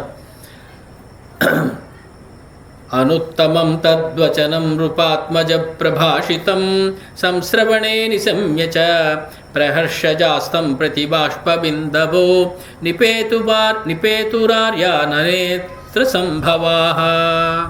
మొత్తం అందరి కళ్ళ నుంచి కూడా కన్నీరు కారుతూ ఉన్నదట భరతుని చూసేటప్పటికి. ఏమి త్యాగశీలివయ్యాను, ఇంతటి రాజ్యాన్ని వదిలేసి అన్నగారిని తీసుకొచ్చడానికి నువ్వు అరణ్యంలో 14 సంవత్సరాలు ఉండడానికి సిద్ధపడిపోతున్నావు అని చెప్పి ఆ అద్భుతమైనటువంటి భరతుడు పలికినటువంటి మాట విని పెద్దలందరి కళ్ళ నుంచి కూడా కన్నీరు కారుతూ ఉందట ఆనందంతో. ఊచుస్తే వచన విధం నిశమ్య హృష్టాః సామాత్యాస పరిషదో నియత శోకాః పంధానం నరవర భక్తిమాన్ జనశ్చ వ్యాధిష్టస్తవ వచనాచ్చ శిల్పివర్గః. అప్పటికే ఈయన అన్నమాట పట్టుకుని శిల్పులందరూ వెళ్ళిపోయారు. మార్గం అంతా చదువు చేయడం మొదలెట్టేశారు. ఎంత గబగబా జరిగిపోతుందో చూడండి. అక్కడ రాముడి కోసం చేసేటువంటి పని అంత వేగం ఉంటుంది. కాబట్టి వాళ్ళందరూ చెప్తున్నారు, అయ్యా నీవు అన్నమాట చాలా అద్భుతంగా ఉంది, నువ్వు చెప్పినట్టే జరుగుగాక అప్పుడే శిల్పులు వెళ్ళిపోయి రాజమార్గాన్ని, ఆ అరణ్యానికి వెళ్ళే మార్గాన్ని మొత్తం హెచ్చుపల్లాలు లేకుండా చదువు చేస్తూ ఉన్నారయ్యా. అదభూమి ప్రదేశజ్ఞా సూత్రకర్మ విశారదా స్వకర్మాభిరతా శూరా ఖనకా యంత్రకాస్తదా. భూమి ప్రదేశజ్ఞా అంటే భూమి యొక్క ఎత్తుపల్లాలు నిమ్నోన్నతములు తెలిసినటువంటి వాళ్ళు భూమి ప్రదేశజ్ఞా. ఏ భూమి ఎలా ఉంటుంది, ఇక్కడ మట్టి కొంచెం మెత్తగా ఉంటుందండి, ఇక్కడ కొంచెం కంకర ఎక్కువ వేసి దాన్ని మంచి రహదారిగా చేయాలి అని భూమి యొక్క లక్షణాన్ని తెలిసినటువంటి వాళ్ళు.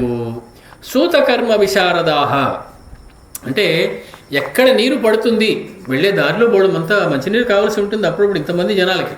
కాబట్టి ఎక్కడైతే నీరు బాగా పడుతుందో తెలిసి నూతులు బావులు తవ్వేటువంటి వాళ్ళు. స్వకర్మాభిరతాః శూరాః ఖనకాః అంటే గోతులు తవ్వేవాళ్ళు. యంత్రకాస్తదా యంత్రకములు అంటే ఇప్పుడు మనం మాట్లాడేటువంటి బుల్డోజర్లు, ఆ మెషిన్లు అలాంటివన్నింటినీ కూడా ఆపరేట్ చేసేటువంటి యంత్రములను జాగ్రత్తగా వినియోగించగలిగినటువంటి సామర్థ్యం కలిగినటువంటి వాళ్ళు ఏం చేస్తారట, ఎక్కడైనా నది వస్తే వంతెనలు కట్టేస్తూ ఉంటారు గబగబా అది దాటడానికి వీలుగా. కాబట్టి వంతెనలు కట్టేటువంటి వాళ్ళు వీళ్ళని యంత్రకములు అనేటువంటి మాటతో పిలిచారు. కర్మాంతికాః స్థపతయః స్థపతులు అంటే మనకు తెలుసు, స్థపతులు అంటే శిల్పులు లేదా మేస్త్రి పని చేసేటువంటి వాళ్ళు కర్మాంతికాః మిక్కిలి నిపుణులైనటువంటి వాళ్ళు. యంత్రకోవిదాః యంత్రములని యొక్క శాస్త్రాన్ని బాగా తెలిసినటువంటి వాళ్ళు. తథా వర్ధకశ్చైవ మార్గిణో వృక్షతక్షకాః రహదారి వేసేటప్పుడు దారిలో ఒక పెద్ద వృక్షం వస్తుంది, దాన్ని గబగబా గొడ్డలితో నరికేసి దారి మళ్ళీ వేసుకోవాల్సి ఉంటుంది. మన రహదారులు ఎన్ని వృక్షాలను బదులు కొట్టామో అందరికీ తెలుసు. వాళ్ళందరూ వృక్షతక్షకాః వృక్షములని నేలబారు చేసేటువంటి వాళ్ళు. మార్గిణ మార్గాన్ని ఎటుపక్క వెళితే మనం సులువుగా వెళ్ళిపోవచ్చు అంటే ఇక్కడోటి అక్కడోటి పెట్టి కొలుస్తూ ఉంటారు వాళ్ళు. దీని నుంచి దూరం ఎంత ఉంది, ఏ వరుసలో వెళితే మనం తక్కువ దూరంలో వెళ్ళిపోగలం, ఈ కొలిసేటువంటి ఒక ఇంజనీరింగ్ విభాగానికి చెందినటువంటి వాళ్ళు అనమాట. మార్గిణ వర్ధకయశ్చ వడ్రంగులు వీళ్ళందరూ కూడా. కూపకారాః సుధాకారాః వంశకర్మ కృతస్తథా కూపకారాః సుధాకారాః అంటే ప్లాస్టరింగ్ చేసేటువంటి వాళ్ళు. సుధాకార అంటే ప్లాస్టరింగ్ చేసేవాళ్ళు లేదా సున్నం వేసేటువంటి వాళ్ళు, పెయింటర్స్ అని అనుకోవచ్చు, లేదా గచ్చు చేసేటువంటి మేస్త్రులు అనుకోవచ్చు. వీళ్ళందరూ సమర్థాయే చ ద్రష్టారః పురతస్థే ప్రతస్థిరే ఎవరైతే ఉన్నారో అందులో మేదరులు కొంతమంది బుట్టలు తయారు చేయడానికి ఏమైనా సామాన్లు తీసుకురావడం అంటే బోడు సామాన్లు పట్టుకెళ్ళవలసి ఉంటుంది. వీళ్ళందరికీ ఆహార పదార్థాలు అవన్నీ అవి తీసుకెళ్ళడం కోసం బుట్టల్లో వాటిలో తయారు చేసి అప్పటికప్పుడు తీసుకెళ్ళవలసినటువంటి వాళ్ళు, రకరకాల కావుళ్ళు తయారు చేసేటువంటి వాళ్ళు వీళ్ళందరూ కూడా పురతః తే ప్రతస్థిర అప్పుడే బయలుదేరిపోయారయ్యా నాయన అంటే వీళ్ళందరూ ఎప్పటి నుంచో కాసుకుని కూర్చుని ఉన్నారు వనానికి వెళదామని. భరతుడి మాట అనేటప్పటికీ మనం ఏదనుకున్నామో భరతుడు అదే అనుకున్నాడు అని చెప్పి వాళ్ళందరూ అప్పటికే బయలుదేరిపోయారు. నటు హఠాత్తముద్దేశం జనౌఘో విపుల ప్రయాన్ అశోభత మహావేగ సముద్ర ఇవ పర్వణి. పున్నమి నాటి సముద్రం ఎలా ఉప్పొంగిపోతుందో అలాగ సమస్తమైనటువంటి అయోధ్యా జనంతో ఆ ప్రదేశం కిక్కిరిసిపోయి ఉప్పొంగిపోతూ ఉన్నదట. లతావల్లీశ్చ గుల్మాంశ్చ స్థాణూన్ అస్మనయేవ చ జనాస్తే చక్రిరే మార్గం ఛిందంతో వివిధాన్ ద్రుమాన్. లతలు అడ్డంగా పెరిగినటువంటి లతల్ని కత్తిరించేస్తూ ఉన్నారు, గుల్మంలని కోసేస్తూ ఉన్నారు, రాళ్లను బదలు కొట్టేస్తూ ఉన్నారు. ఆ మార్గం వెడల్పుగా చేసేసి అడ్డం వచ్చినటువంటి చెట్లన్నీ కూడా తీసేస్తూ ఉన్నారు. అవృక్షేషు చ దేశేషు కేచిద్ వృక్షానరోపయన్. ఇది ఒక కొత్త విశేషం, మనం చెయ్యని పని.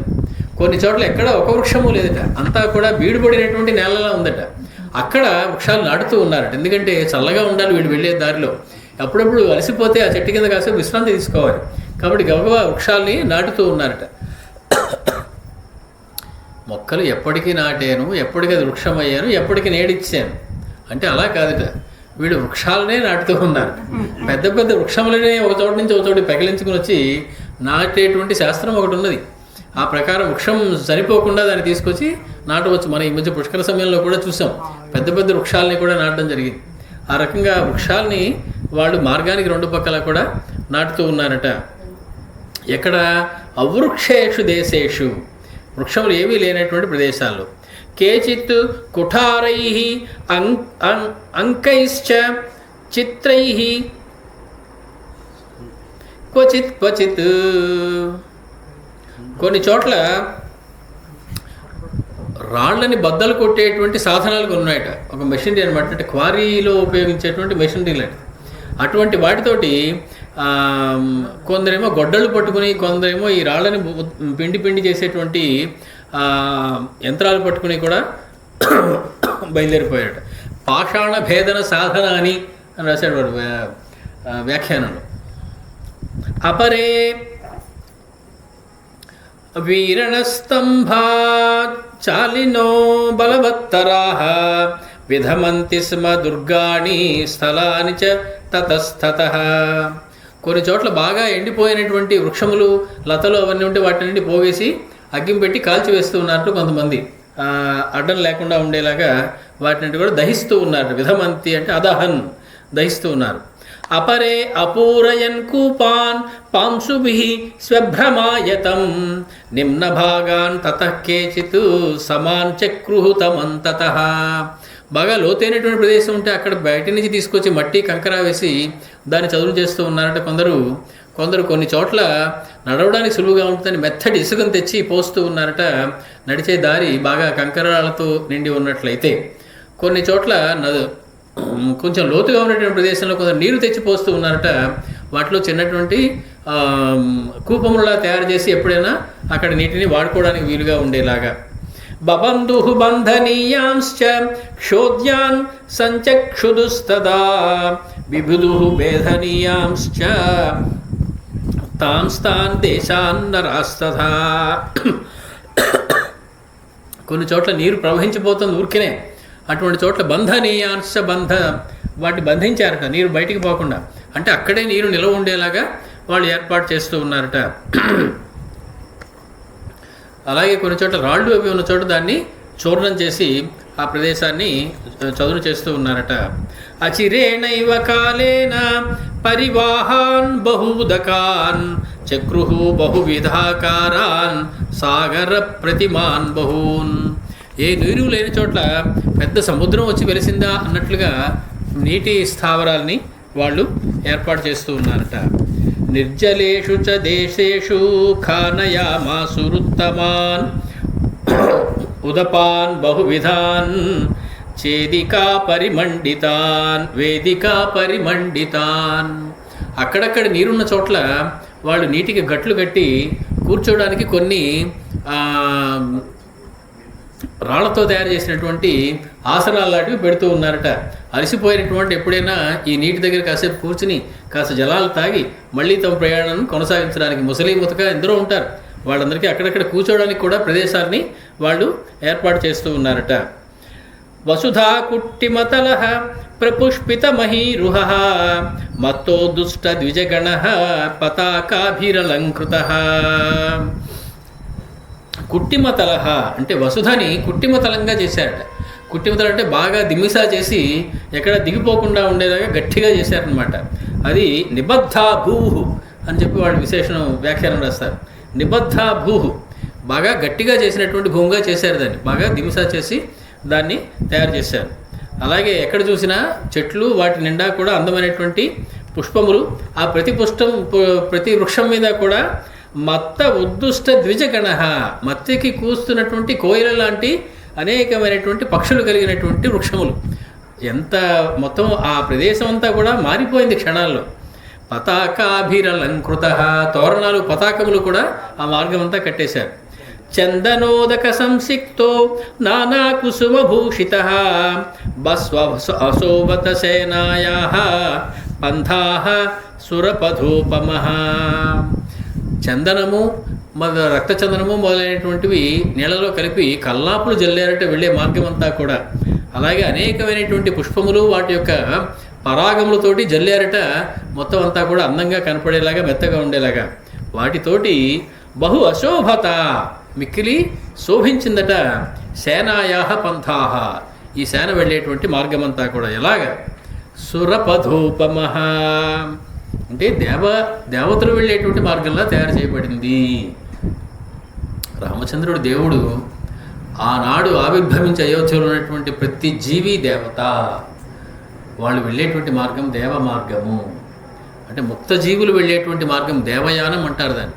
అంటే వీళ్ళందరూ వెళ్ళేటువంటి మార్గం ముక్త జీవులు వెళ్ళేటువంటి మార్గం అన్నమాట. అంటే మోక్ష మార్గానికి ఏ రకమైనటువంటి దారి ఏర్పాటు చేసుకోవాలో ఈ దారి మోక్ష మార్గాన్ని చూపించేటువంటి దారిలా ఉందట. రామచంద్రుని చూస్తేనే మోక్షం కదండి.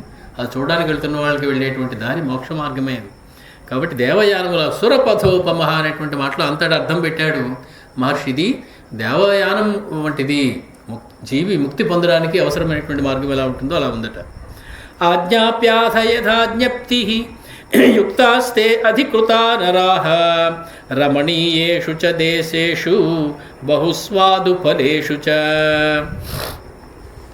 వాళ్ళు ఏ రకంగా ఆజ్ఞాపింపబడారో ఆ రకంగా పనులు చేస్తూ ఉన్నారట. మీరు ఇది చేయండి అని చెప్తే వాళ్ళు ఆ పని తప్పనిసరిగా మిక్కిలి నిపుణతతోటి ఆ పని చేస్తూ ఉన్నారు.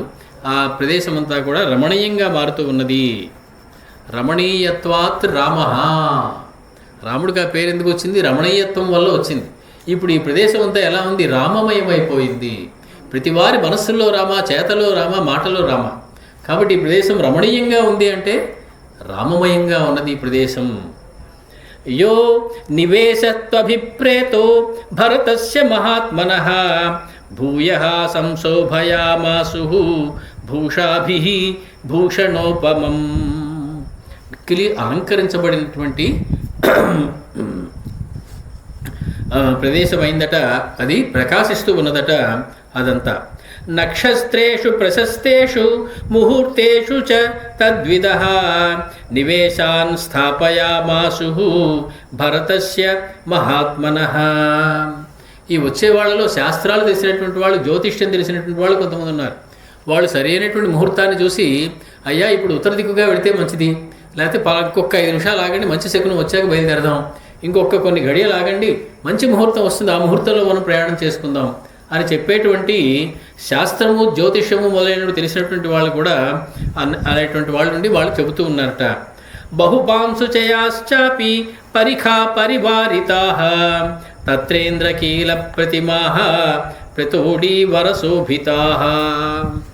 ప్రతోళి అంటే వీధి అని అర్థం. అయోధ్య నగరంలో ఎంత అందమైనటువంటి వీధులు ఉన్నాయో వీళ్ళు అరణ్యానికి వెళ్ళే మార్గం అంతా అంత అందమైనటువంటి వీధులతో తయారు చేసేసారట.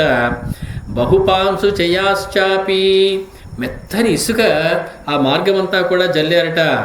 పరిఖా పరివారిత, అక్కడక్కడ అగడ్తలు కూడా పెట్టారట. శత్రువులు ఎవరు వారి మీదకి రాకుండా ఉండేలాంటి అగడ్తలు, లేదా మృగములు అవి వాడి దగ్గరికి రాకుండా అగడ్తలు కూడా 2 పక్కల తవ్వారట కొన్ని చోట్ల. అది ఇంద్రకీల ప్రతిమాహ, సాక్షాత్తు దేవేంద్రుని యొక్క పర్వతం వలె, ఇంద్రకీలం వలె ఉన్నదట, మిక్కిలి ప్రకాశిస్తూ ఉన్నదట. అది ప్రాసాదమాలాభితాః సౌధ ప్రాకార సంవృతాః పతాకా శోభితా సర్వే సునిర్మిత మహాపథాః. అప్పటికప్పుడు గబగా కొన్ని మేడలు కట్టేశారట దారిలో. ఎవరైనా వచ్చి విశ్రాంతి తీసుకోవడానికి కానీ, వాళ్ళు అక్కడ ఉండి కాలకృత్యాలు తీర్చుకోవడానికి కానీ, కాసేపు ఏదైనా ఆహార పదార్థాలు తినడానికి కానీ. సౌధములు అంటే చాలా పెద్దవైనటువంటి మేడలు. విసర్పద్భిరివాకాశే విటంకాగ్ర విమానకై, వాటిలో ఏం పెట్టారట, పైన కొన్ని గూళ్ళు కట్టారట. ఎందుకు ఆ గూళ్ళు పెద్ద పెద్ద మేడలు ఉంటాయంటే పావురాలు ఉండడానికట. ఇక్కడున్న మేడల్లో కూడా పావురాలు కావలిస్తే ఉండొచ్చు అని చెప్పి వాటికి కొన్ని ధాన్యాలు అక్కడ వేసి పావురం గూళ్ళు కూడా కట్టినటువంటి సౌధాలు తయారు చేశారట వాడు. సముచ్ఛిత్రై నివేశాస్తే బభుః శక్రపురోపమః. శక్రపురం వలె ఉన్నదట, అంటే అమరావతి పట్టణం వలె. మనకి రాబోయే అమరావతి ఎలా ఉంటుందో తెలియదు కానీ అమరావతి పట్టణంలాగా ఈ ప్రదేశాన్ని మాత్రం అక్కడ జనమందరూ కూడా తయారు చేసేసారట. జాహ్నవీంతు సమాసాద్య వివిధ ద్రుమకాననాం శీతలామల పానీయాం మహామీన సమాకులాం. ఎక్కడ దాకా వేశారు ఈ మార్గం అంటే గంగానది కనపడేదాకా వేశారట, గంగానది ఒడ్డు దాకా వేశారట. అక్కడే శృంగిబేరపురం ఉన్నది, అక్కడి వరకు వేసి ఉంటారు బహుశా ఈ మార్గాన్ని.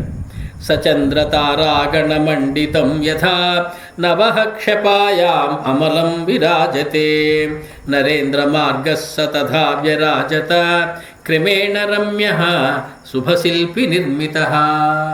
మిక్కిలి అందమైనటువంటి శిల్పులతో తయారు చేయబడినటువంటి ఈ మార్గం ఎలా ఉంది అంటే, నిర్మలమైన ఆకాశంలో నక్షత్రాలతో కూడినటువంటి ఆకాశం ఎలా ప్రకాశిస్తూ ఉంటుందో అలాగ ప్రకాశిస్తూ ఉన్నదట. ఆ సమయంలో ఎలా బయలుదేరారో చూసి మనం నిష్క్రమిద్దాం, వాళ్ళని పంపించి కొంత దూరం. తతో నాందీముఖీం రాత్రిం భరతం సూతమాగతాః తుష్టూః స విశేషజ్ఞాః స్తవైః మంగళ సంహితైః. రాత్రి అయ్యింది, మర్నాడు ఉదయాన్నే ప్రయాణం చేయవలసి ఉంది. మంగళవాద్యములతోటి భరతుడిని నిద్రలేపుతూ ఉన్నారట సూతులు, మాగధులు మొదలైనటువంటి వాళ్ళు, వంది మాగధులు. వాళ్ళు రాజుల యొక్క చరిత్రను చెప్పేవారు, రాజు యొక్క పరాక్రమాన్ని పొగిడేటువంటి వారు. వారందరూ వచ్చి మంగళవాద్యాలతోటి వచ్చి సువర్ణ కోణాభిహతః ప్రాణదత్ యామదుందుభి. యామదుందుభులు అని ఉంటాయట. అంటే ఆ దుందుభి స్వనం ప్రతి యామానికి ఒకసారి చేస్తారు. అంటే రాత్రికి ఎంత సమయం అయిందో నగరంలో ప్రజలందరికీ తెలియడం కోసం యామం మారినప్పుడల్లా ఒకసారి దాన్ని మోగిస్తూ ఉంటారట. వాటిని సువర్ణ కోణాభిహత, బంగారంతో చేసినటువంటి వాదన దండం, అంటే ఆ కొట్టేటువంటి కర్ర అది బంగారంతో తాపడం చేయబడినటువంటిదట. అటువంటి దాటితోటి దద్భోశ్చంకాశ్చ, శంఖనాదం చేస్తూ ఉన్నారు. ఉదయమైందని చెప్పడం కోసం ఇవన్నీ. శతసో నాదాంశ్చోచ్చావరస్వరాన్, వందిమాగధులు ఉచ్చమైనటువంటి స్వరంతో వాళ్ళు మంగళధ్వనులు చేస్తూ ఉన్నారు.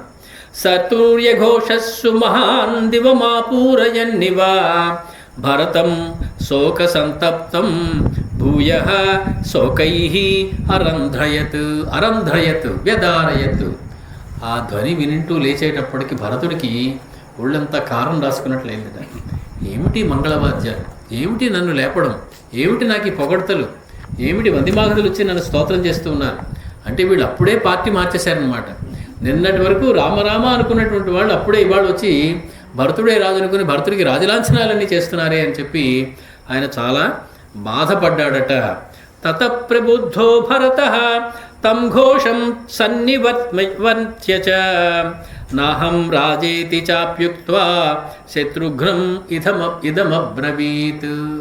ఆపండి ఆపండి, చాలు, ఇంక మీరు వాయించింది చాలు, మీరు పలికింది చాలు, ఇంక మీ తూరి ఘోషములన్నీ ఆపండి, మీరు కొట్టేటువంటి ఆ వాద్యాలన్నీ ఆపండి, మీ మంగళధ్వనులన్నీ ఆపండి అని చెప్పి కొంచెం చిరాగ్గా కోపంతో శత్రుఘ్నుడితో అంటున్నట్ట. పశ్య శత్రుఘ్న, శత్రుఘ్న చూసావా, కైకేయా లోకస్య అపకృతం మహత్ విసృజ్యమై దుఃఖాని రాజా దశరథో గతః. కైకేయి చేసినటువంటి అపకారం వల్ల నేను రాజుని కోల్పోయి ఈ రకంగా బాధపడుతూ ఉన్నానే. ఇటువంటి సమయంలో తస్యైషా ధర్మరాజస్య ధర్మమూల మహాత్మనః పరిభ్రమతి రాజశ్రీః నౌరివాకర్ణికా జలే. చుక్కాని లేనటువంటి నామవలే అటు ఇటు వెళుతూ ఉన్నారు జనం. వాళ్ళకి ఏ మార్గంలో వెళ్ళాలో కూడా తెలియనటువంటి పరిస్థితి నెలకొంది. రాజు లేకపోవడం వల్ల, అన్న రామచంద్రుడు లేకపోవడం వల్ల. యోహినః సుమహాన్నాథః సోపి ప్రవ్రాజితో వనం.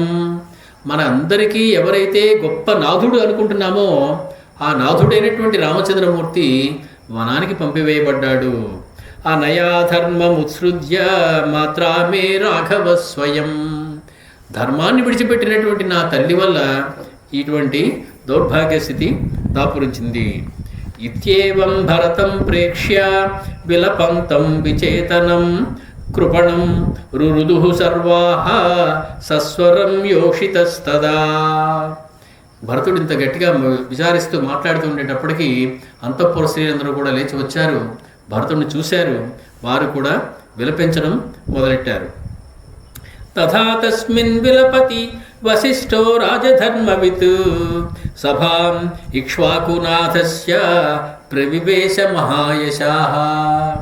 భరతుడున్న మందిరంలో ఈ రకమైనటువంటి గోలగోలుగా ఉండి అందరూ ఏడుస్తూ ఉన్నటువంటి సందర్భంలో, భరతుడు అరుపులు కేకలు పెడుతున్నటువంటి సందర్భంలో ధర్మములన్నీ తెలిసినటువంటి వశిష్ఠ మహర్షి ప్రవేశిస్తూ ఉన్నాడు భరతుడి దగ్గరికి. శాతకుంభమయీం రమ్యాం మణిరత్న సమాకులాం సుధర్మామివ ధర్మాత్మా సగణ ప్రత్యపద్యత. ఇంద్రుని యొక్క సభకి సుధర్మ అని పేరు. దేవరాజు అయినటువంటి ఇంద్రుని యొక్క సభ వంటి సభ అలా ఉందట అది ఆ ప్రదేశం. అప్పటికే అందమైనటువంటి సభ అది, ఆ ప్రదేశం అది.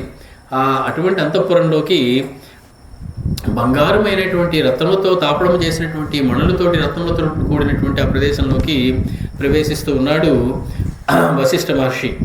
స కాంచనమయం పీఠం సుఖాస్తరణ సంవృతం అధ్యాస్త సర్వవేదజ్ఞో దూతాన్ అనుశాసచ. బంగారంతో చేయబడినటువంటి రత్నములతో పొదగబడినటువంటి ఎత్తైనటువంటి సింహాసనం, తన కోసం నిర్దేశించినటువంటి ఆ రాజ పురోహితుడి కోసం పెట్టినటువంటి సింహాసనం ఏదైతే ఉందో దాని మీద కూర్చున్నాడట వశిష్ఠ మహర్షి. తక్కిన వారందరినీ కూడా కూర్చోమని చెప్పారట. తక్కిన వాళ్ళు ఎవరున్నారు అక్కడ? బ్రాహ్మణా క్షత్రియాన్ వైశ్యాన్, బ్రాహ్మణాన్ క్షత్రియాన్ వైశ్యాన్ సామాత్యాన్ గణవల్లభాన్ క్షిప్రం ఆనయతా వ్యగ్రాహ కృత్యమాత్యాయికం హినః. దూతలతో చెబుతూ ఉన్నాడట, వెంటనే వెళ్ళి మీరు ఈ నగరంలో ఉన్నటువంటి ప్రముఖులైనటువంటి బ్రాహ్మణులని, క్షత్రియులని, వైశ్యులని, అమాత్యులని, ఇతర గణములకు చెందినటువంటి వాళ్ళందరినీ, రిప్రజెంటేటివ్స్ అందరినీ కూడా తీసుకుని రావాల్సింది. ఇక్కడ కృత్యం ఆత్యజికం హినః, ఒక ఎమర్జెన్సీ మీటింగ్ ఒకటి మనం కాల్ఫర్ చేయాలి, ఎమర్జెన్సీ మీటింగ్ ఒకటి పెట్టవలసి ఉంది. అంటే మిక్కిలి అత్యంత వేగంతో నిర్ణయించవలసినటువంటి విషయం ఒకటి ఉన్నది. అది నిర్ణయించడం కోసం వీళ్ళందరినీ తీసుకుని రావాల్సింది అని చెప్పి, సరాజపుత్రం శత్రుఘ్నం భరతంచ యశస్వినం యుధాజితం సుమంత్రంచ ఏ చేత తత్ర హితా జనాః. రాజపుత్రులైనటువంటి భరతుడు, శత్రుఘ్నుడు, అలాగే యుధాజిత్ భరతుని మేనమామ, ఆయన వచ్చినట్టుగా మనకి వాల్మీకి ఎక్కడ చెప్పలేదు. కానీ ఇక్కడ ఉన్నాడు అంటే భరతుడి వెనకాల ఆయన కూడా కేకయ రాజ్యం నుంచి వచ్చేశాడు అని మనం అనుకోవాల్సి ఉంటుంది. అలాగే సుమంత్రుడు, వీరందరినీ కూడా పిలిచారు. తతో హలహలా శబ్ద సుమహాన్ సమపజ్యత రథైః అశ్వైః గజైశ్చాపి జనానాం ఉపగచ్చతాం. ఈ మాట వినగానే రథాల మీద వచ్చేవాడు రథాల మీద, గుర్రాల మీద వచ్చేవాడు గుర్రాల మీద, ఏనుగుల మీద వచ్చేవాడు ఏనుగుల మీద వచ్చేటప్పటికి అక్కడ క్షణాల్లోనే వేల కొద్దీ జనం, వేల కొద్దీ అశ్వములు, వేల కొద్దీ గజములు, రథములు ఇవన్నీ కూడా తయారై ఒక పెద్ద సముద్రంలాగా అక్కడ జనం అందరూ కూడా గుమికూడిపోయారట. తతో భరతమాయాంతం శతక్రతుమివామరాః ప్రత్యనందన్ ప్రకృతయో యథా దశరథం తథా.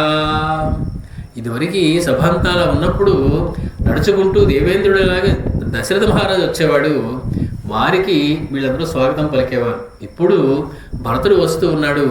భరతుడికి దశరథుడికి ఏమీ తేడా కనపడటం లేదు. ఆత్మావై పుత్రనామాసి, దశరథుడిని ఎలాగ వాడు స్వాగతం పలికేవారో భరతుడికి కూడా అలాగే స్వాగతం పలుకుతూ ఉన్నారు అమాత్యులందరూ కలిసి. హృదయవతి మినాగ సంవృత త్రుమిత జలో మణి శంఖ శర్కర దశరథ సుత శోభితా సభా సదశరథేన బభౌ యథాపురా. దశరథుడు భరతుడు వచ్చి తన స్థానంలో తను కూర్చుని ఉన్నాడు. అది ఒక పెద్ద ఒక సరోవరంలాగా ప్రకాశిస్తూ ఉన్నదట, హ్రదమూలే ఉన్నదట. దానిలో మొసళ్ళు ఉన్నాయట, దానిలో పెద్ద పెద్ద చేపలు ఉన్నాయట, అందులో మణులు ఉన్నాయట, శంఖములు ఉన్నాయట, గుళకరాళ్ళు ఉన్నాయట.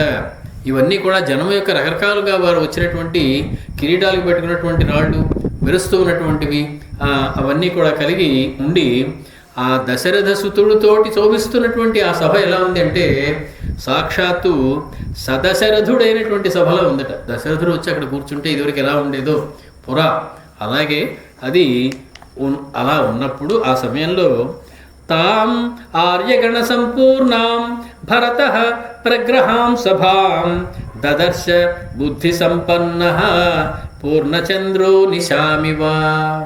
రాత్రి చంద్రుడు ఒక్కడు ఉండి తక్కిన నక్షత్రాలన్నిటికేసి చూస్తూ ఉన్నట్లుగా భరతుడు తన ఆసనం మీద కూర్చుని చుట్టుపక్కల ఉన్నటువంటి జనానందరినీ చూసి చూశాడట అతడు. ఆసనాని యథాన్యాయం ఆర్యాణాం విశతాం తదా వస్త్రాంగరాగ ప్రభయా దుర్జ్యోతితా సా సభోత్తమా. అందరూ మిలమిలలాడేటువంటి అందమైనటువంటి బట్టలు కట్టుకుని తయారై వచ్చారు అక్కడికి. ఎందుకు? రామదర్శనం జరగబోతోంది అనేటువంటి ఆనందం కొంతమంది ఇంకా చిరు ఆశ ఉన్నది. భరతుడు ఏదో అలా అన్నాడు కానీ ఇవాళ పట్టాభిషేకం చేసేసుకుని మనకి రాజు అయిపోతాడులే అనుకుని కొందరు వచ్చారు. వాళ్ళ యొక్క అందమైనటువంటి వస్త్రాలతోటి శోభిల్లుతూ ఉందట. సా విద్వజ్జన సంపూర్ణ సభాసురుచిరా తదా అదృశ్యత ఘనాపాయే పూర్ణచంద్రేవ శర్వరీ. ఘనాపాయే మేఘములు లేనటువంటి శరత్కాలం ముందరి నిర్మలమైనటువంటి రాత్రి యందు చంద్రుడు ఒక్కడు ఉంటే ఎలా ఉంటుందో పౌర్ణమి నాటి రాత్రి వలె విద్వజ్జనంతో నిండిపోయినటువంటి పరిపూర్ణంగా ఉన్నదట ఆ సభ. రాజ్ఞస్తు ప్రకృతి సర్వా సమగ్ర ప్రేక్ష ధర్మవిత్ ఇదం పురోహితో వాక్యం భరతం మృదు చాబ్రవీత్. గంభీరమైనటువంటి కంఠంతో పరమధార్మికుడైనటువంటి వశిష్ఠ మహర్షి లేచి పురోహితుడు భరతుడితోటి తక్కని జనులతోటి ఒక అద్భుతమైనటువంటి మాటలు మాట్లాడబోతూ ఉన్నారు, ఒక సందేశాన్ని ఇవ్వబోతూ ఉన్నారు. ఏమిటా సందేశం అని అందరూ చెవులు రిక్కించి వింటూ ఉన్నారు. అందరికీ ఒక అద్భుతమైనటువంటి కుతూహలం ఉన్నది. వశిష్ఠుడు ఇప్పుడు ఏదో ప్రకటన చేయబోతూ ఉన్నాడు. ఏమని? బహుశా ఇవాటి నుంచి భరతుడే మనకి మహారాజు అని ప్రకటిస్తాడేమో, భరతుడికి ఇక్కడే అభిషేకం చేసేస్తానంటాడేమో, కానీ విందాం అని అందరూ కూడా కూర్చొని ఉన్నారు. ఆ సమయంలో వశిష్ఠ మహర్షి ఏమి పలికారు అన్నది మనం వచ్చేసారి చూసుకుందాం. మంగళం కౌసలేంద్రాయ మహనీయ గుణాత్మనే చక్రవర్తి తనూజాయ సార్వభౌమాయ మంగళం. వేద వేదాంత వేద్యాయ మేఘశ్యామలమూర్తయే పుంసాం మోహన రూపాయ పుణ్యశ్లోకాయ మంగళం. జై శ్రీరామ్.